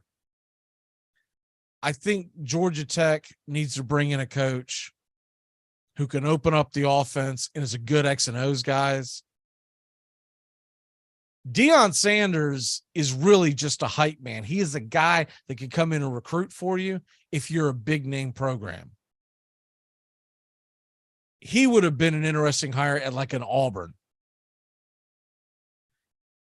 If Mike Norvell had not turned around what he turned around at Florida State, he would have been an interesting hire at Florida State, right? Been a natural fit. Mike Norvell's not going anywhere now. He is I would suspect that we're going to see that he gets a extension in the very near future. So I think Deion might be best off waiting until there is a bigger name school that's looking for a coach. Doesn't necessarily have to be Southeastern Conference. But if you're going to go to the ACC, you're going to have to come in and try to be the hype man to bring in recruits. You kind of already have to have some kind of a brand that you're rebuilding. Georgia Tech's had some tough years in football, and they need an actual head coach, a guy that can come in and change not just what they're doing in the locker room, but also what they're doing on the field, so that you can attract, Willie Fritz is going to have a chance to come into Georgia Tech. And I'm not talking about 4 and 5 star athletes, but I'm talking about going out and getting the 3-star recruits and springboarding that into something better down the road. So Fritz is the guy coming to Georgia Tech. I think it's a fabulous hire. That's the kind of guy that they need to bring in. A guy who's done it at a smaller school on smaller stage is ready to prove he can do it at the bigger conference. That's exactly what Mike Norvell was. Remember, he was at Memphis, and they brought him in hoping he could do, because they'd gotten burned by the Willie Taggart experiment. And so Fritz is along the line that same kind of coach, I think. And we'll see if he can get it done, if he is indeed. The other one is Ryan Walters to Colorado. He's the defensive coordinator for the Illinois Illini. Defensive coordinator from Illinois going out to Colorado. I mean, that is such a disaster of a job at this point. Someone's going to have to do some special things to turn it around. Mel Tucker knew what he was doing. He got the heck out of there and springboarded himself into a well overpaid job at Michigan State. When he got 4 or 5 wins in the first 2 months, and they loaded him up, locked him down, and didn't want him to go anywhere. And the joke's on the Spartans at this point. But maybe that's where Walters is looking at it. If he can go out there and do anything at Colorado, then he can springboard that into something. So we'll see what he can do there. But those are the big ones that we're looking at here. Back to the bowl projections. And once again, this is the USA Today bowl projections. So take some of these with a grain of salt. But I just thought it was an interesting list that they've got so far here. Because you look at some of them, and the bowl being played on January 2nd, the ReliQuest Bowl. Man, some of these names have really changed. It's Big Ten versus SEC. It's Purdue versus Ole Miss. That's an interesting one because Kiffin is, at this point, looking for a way to bounce back. He just lost his last 3 games. And he's got to turn that around. He does not want a 4th consecutive loss going to the offseason. It would hurt you in recruiting, just the whole 9 yards. The Music City Bowl in Nashville, this is Big Ten SEC, and they're talking about Iowa, South Carolina. I've seen South Carolina rumored in almost every single bowl. It's because they're the hottest team in the Southeastern Conference, and their fans travel. I really think it's more likely that South Carolina comes to the old Gator Bowl, now the Tax Slayer Bowl. But Music City Bowl, to me, anyone that can get the Music City Bowl, I've been to that bowl game. It's a pretty good bowl game. Now, the only thing is, if you're South Carolina fans, as great of a city as Nashville is, you'd rather be in Jacksonville, Florida than in Nashville, Tennessee in late December. But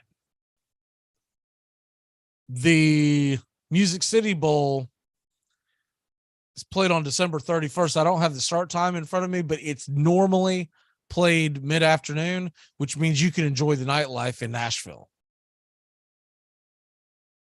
And so I do apologize for just getting to this message, Maverick. I see you messaged it in the chat.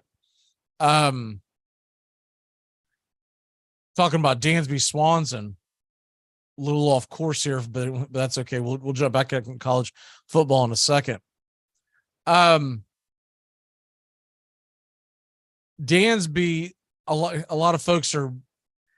His comment is, all I've been hearing is Dansby isn't worth over $23 million a year. I really do think he has earned every bit of it. He's the face of the Braves, Gold Glove. Needs to sign him 4 years minimum. I'd like to see him 5 years. Look, I'm with you on that. I think to get that done, in bare minimum, it's going to be a 5-year deal. I think he's going to be looking for that 6th year. He's turning 29. And if he can assure himself that he was going to get, I think it's 6 years, and I think it's bare minimum 25 a year. I don't think 22, 23 is where he's going to end up at. So if you look at a 6-year deal, you're talking about 150, a 5 years, 125. I think 125 is very fair. Well, what is he looking for? Is he looking for a little higher AAV, but maybe at the 5-year deal? Those are the kinds of things that, and the thing is, when you go into the deep dives into this, and you look at all the deals that AA made leading up to this, getting all the young guys signed to give them some flexibility.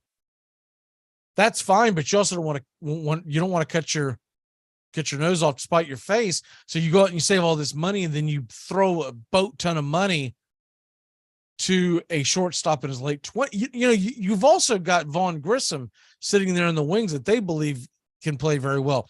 Now, I can't compare the two next to each other because Dansby Swanson won a World Series for the Braves. Dansby Swanson is as clutch as he can be.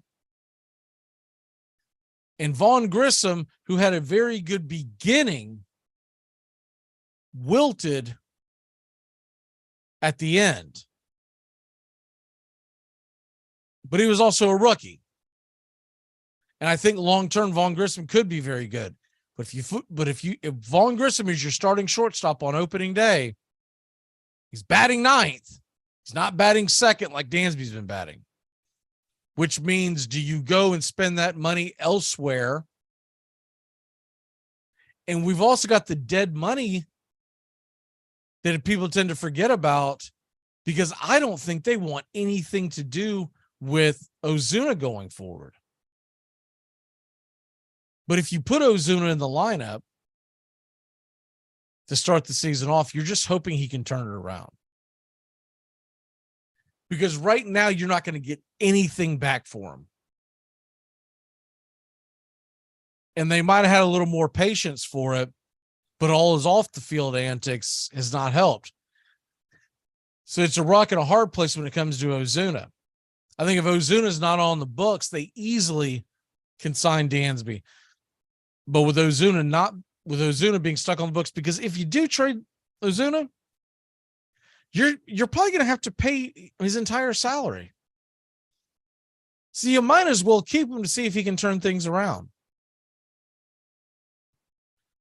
So if they don't sign Dansby and they put Grissom at short, the question becomes, do they go spend that money, a little less money, but do they go spend that money on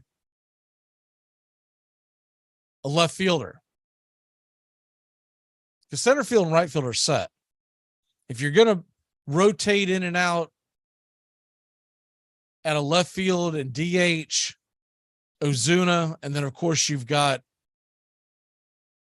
the options to have d'Arnaud DH, you have the Contreras DH.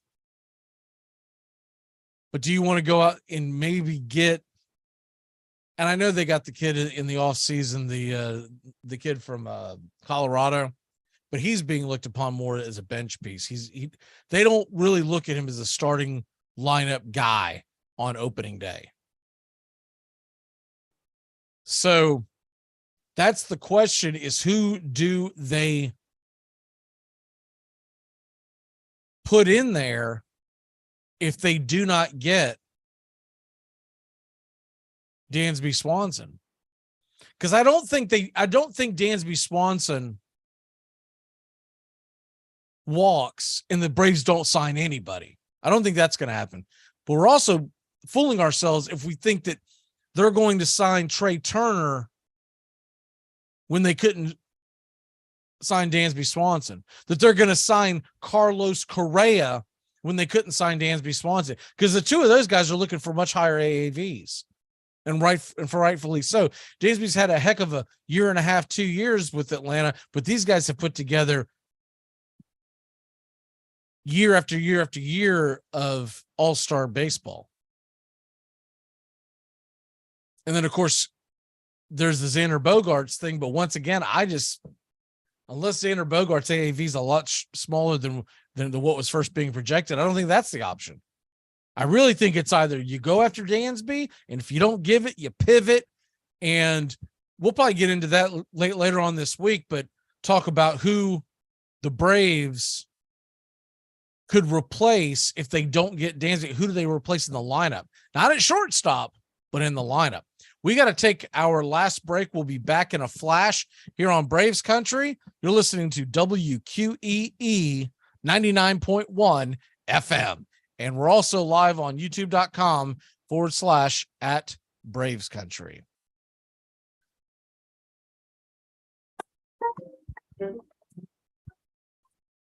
The Dixie Handle Company, 5 generations of the Strickland family, have produced quality hardwood farm and garden tools, wooden shutters, and custom furniture. This small business has been owned and operated since 1992 and ships to customers across the world. If you're looking for the highest quality tool handles, Dixie Handle Company is your place. Every item is hand-picked to your specifications. If it's made of wood, they do it.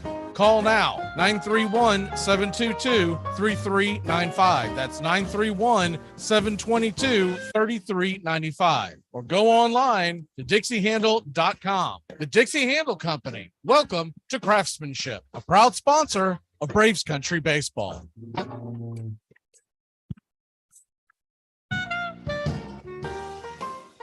15 minutes could save you 15% or more. Is that Shakespeare? Nope. It's Geico. Yeah, that's Shakespeare from one of his unpublished works. Oh, it be not for awakening. Nay, giveth thou the berries. For 15 minutes could save you 15% or more. No, it's from Geico, because they help save people money. Well, I hate to break it to you, but Geico got it from Shakespeare. Geico. 15 minutes could save you 15% or more. It all starts with just one thing. When recycling, rinse out jars and cans, and avoid recycling wax paper or paper soiled with food. This will reduce recycling contamination. Find tips and more at onethingus.com. What's your one thing? You're listening to WQEE 99.1 FM, The Key in Noonan, Georgia, home of Braves Country with Mac Magee and the Armchair Quarterbacks, weekdays 3 p.m. Eastern to 5 p.m. Eastern, right here on the Key and YouTube.com at Braves Country. What are you thinking about? Marriage? Family? Well, they're prisons. Prisons, you're doing time. You get up in the morning, she's there. You go to sleep at night, she's there. Yeah, and you can forget about watching TV while you're eating because it's dinner time. Do you know what you do at dinner? What? You talk about your day. How was your day today? Did you have a good day today or a bad day today? Well, what kind of day was it? Well, I don't know. How about you? How was your day? Armchair.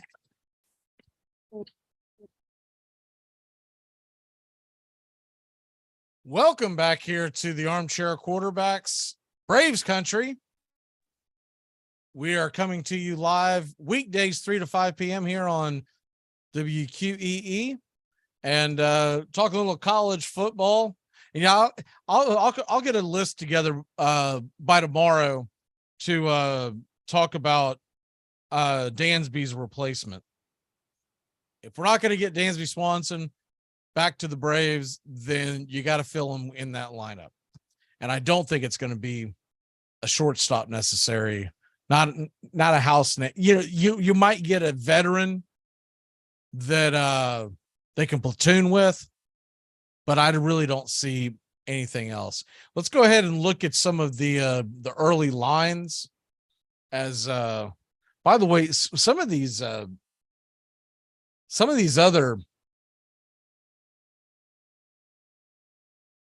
bowl projections, if they're remotely close, are very interesting.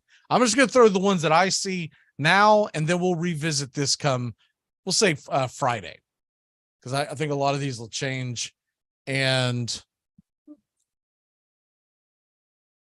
pretty interesting one, the Las Vegas Bowl. They're saying Utah versus Kentucky. That would be a fun bowl for both of those programs.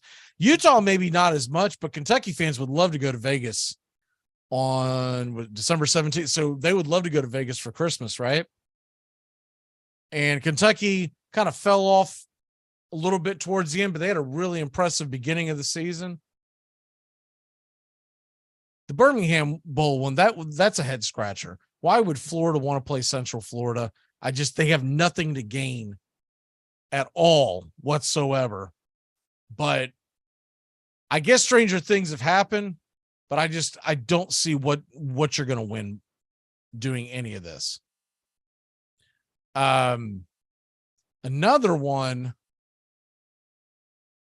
that you're looking at,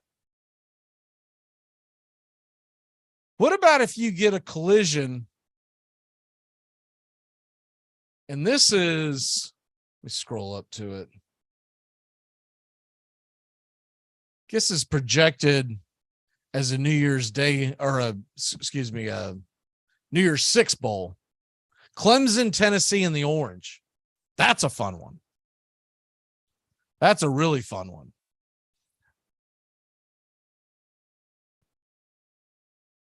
Now, that would be down in Miami. I know a lot of Tennessee fans feel like they should go to the Sugar, but I keep seeing that Alabama, Kansas State would be the Sugar. And that's another great matchup as well. It would be interesting to see if Kansas State could slow down Alabama's physical play.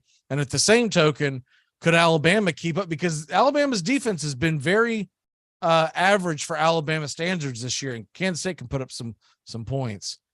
The Rose, this is assuming Southern Cal wins on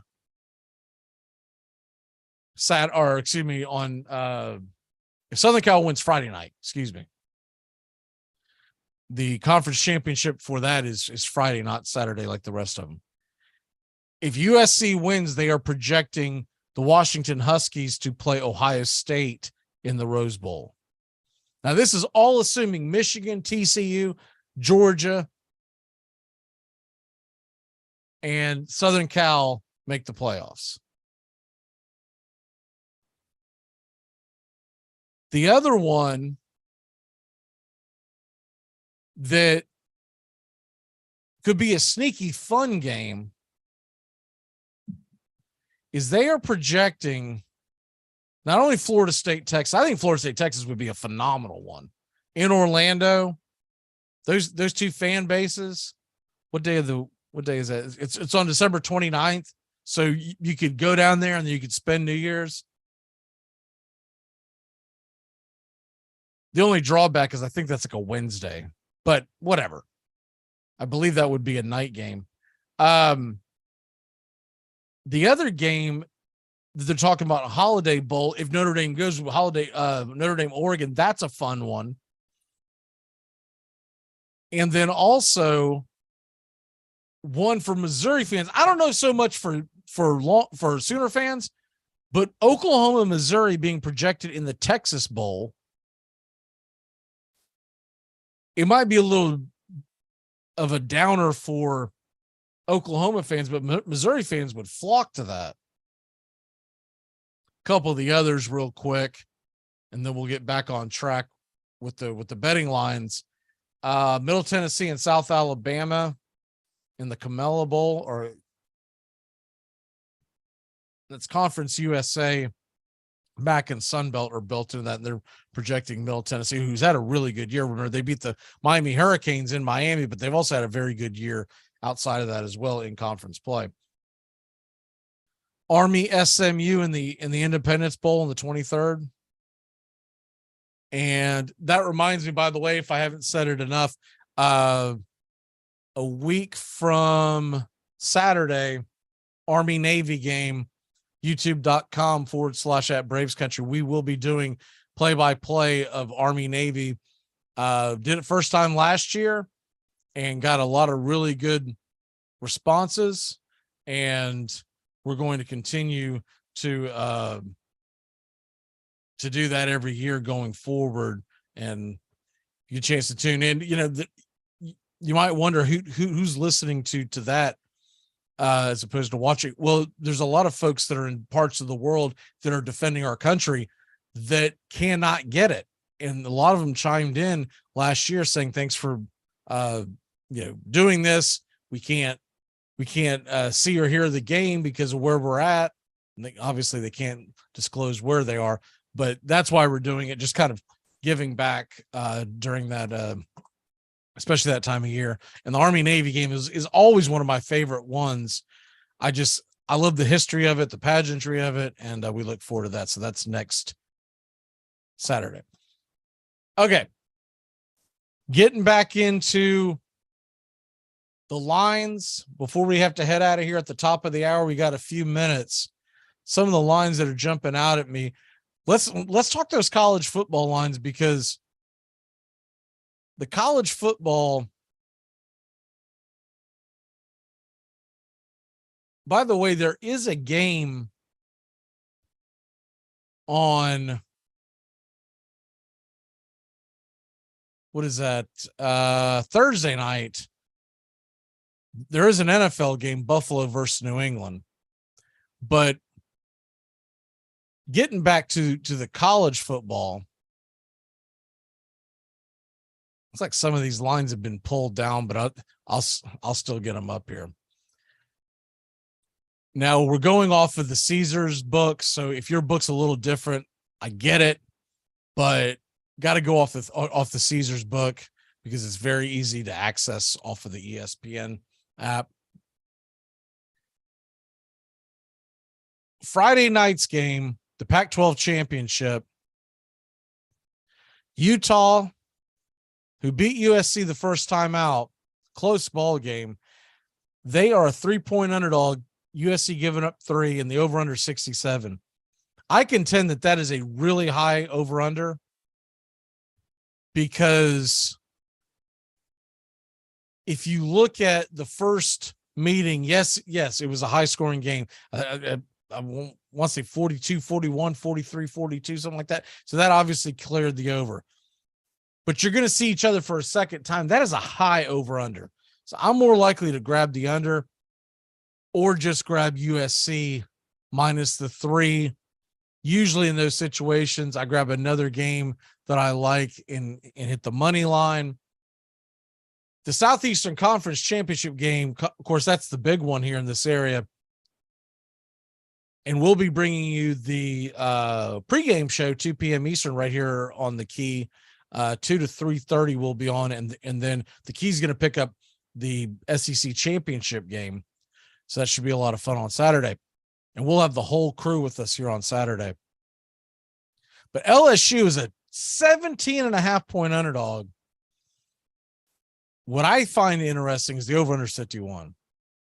And I get how good of a defense Georgia has. I get that. But 51 in college football is a very, very low over-under. And I think Georgia's going to win comfortably. I think they're going to roll. But I also think we're going to get much higher than 51 points. What I'm most likely to do is do something with a teaser and tease down the total and then take USC, where all I need is USC to win.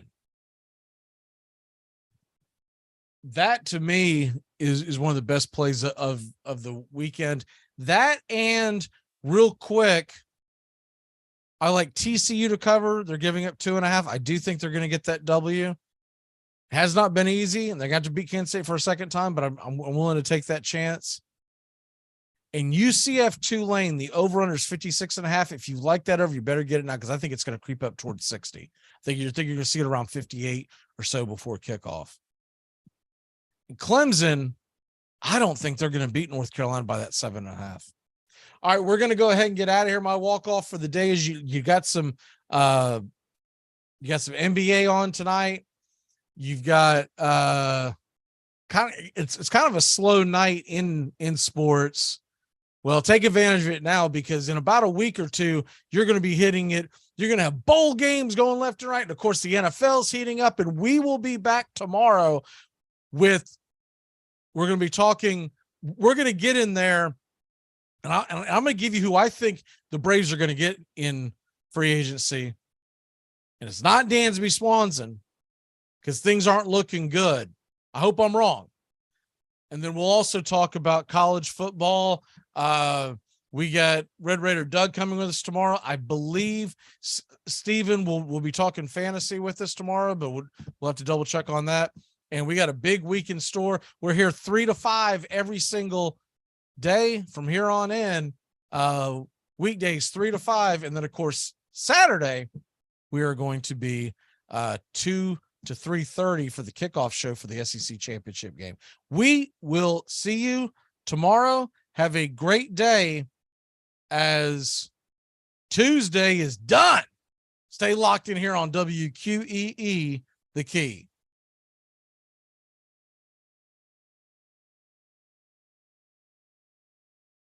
We're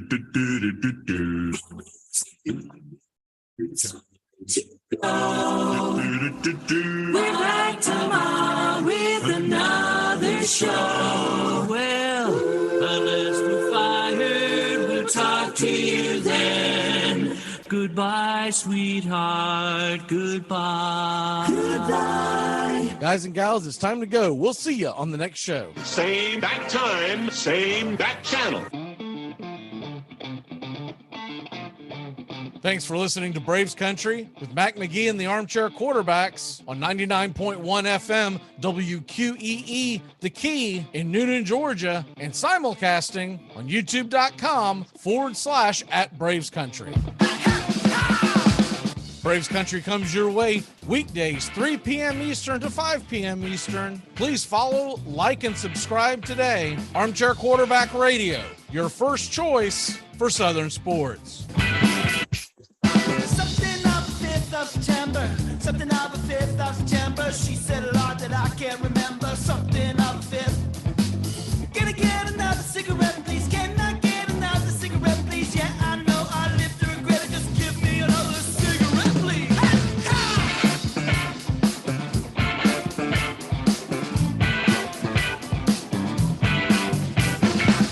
Can I get another cigarette, please? Are you looking for a reliable dental practice that not only cares about your teeth, but is friendly to work with? How about one that offers great deals and new patient promotions? Well, your search is over. Most Valuable Smiles in downtown Eatonton, Georgia is committed to giving you the biggest and brightest smile. Right now, get a $99 new patient special, including x-rays and exam.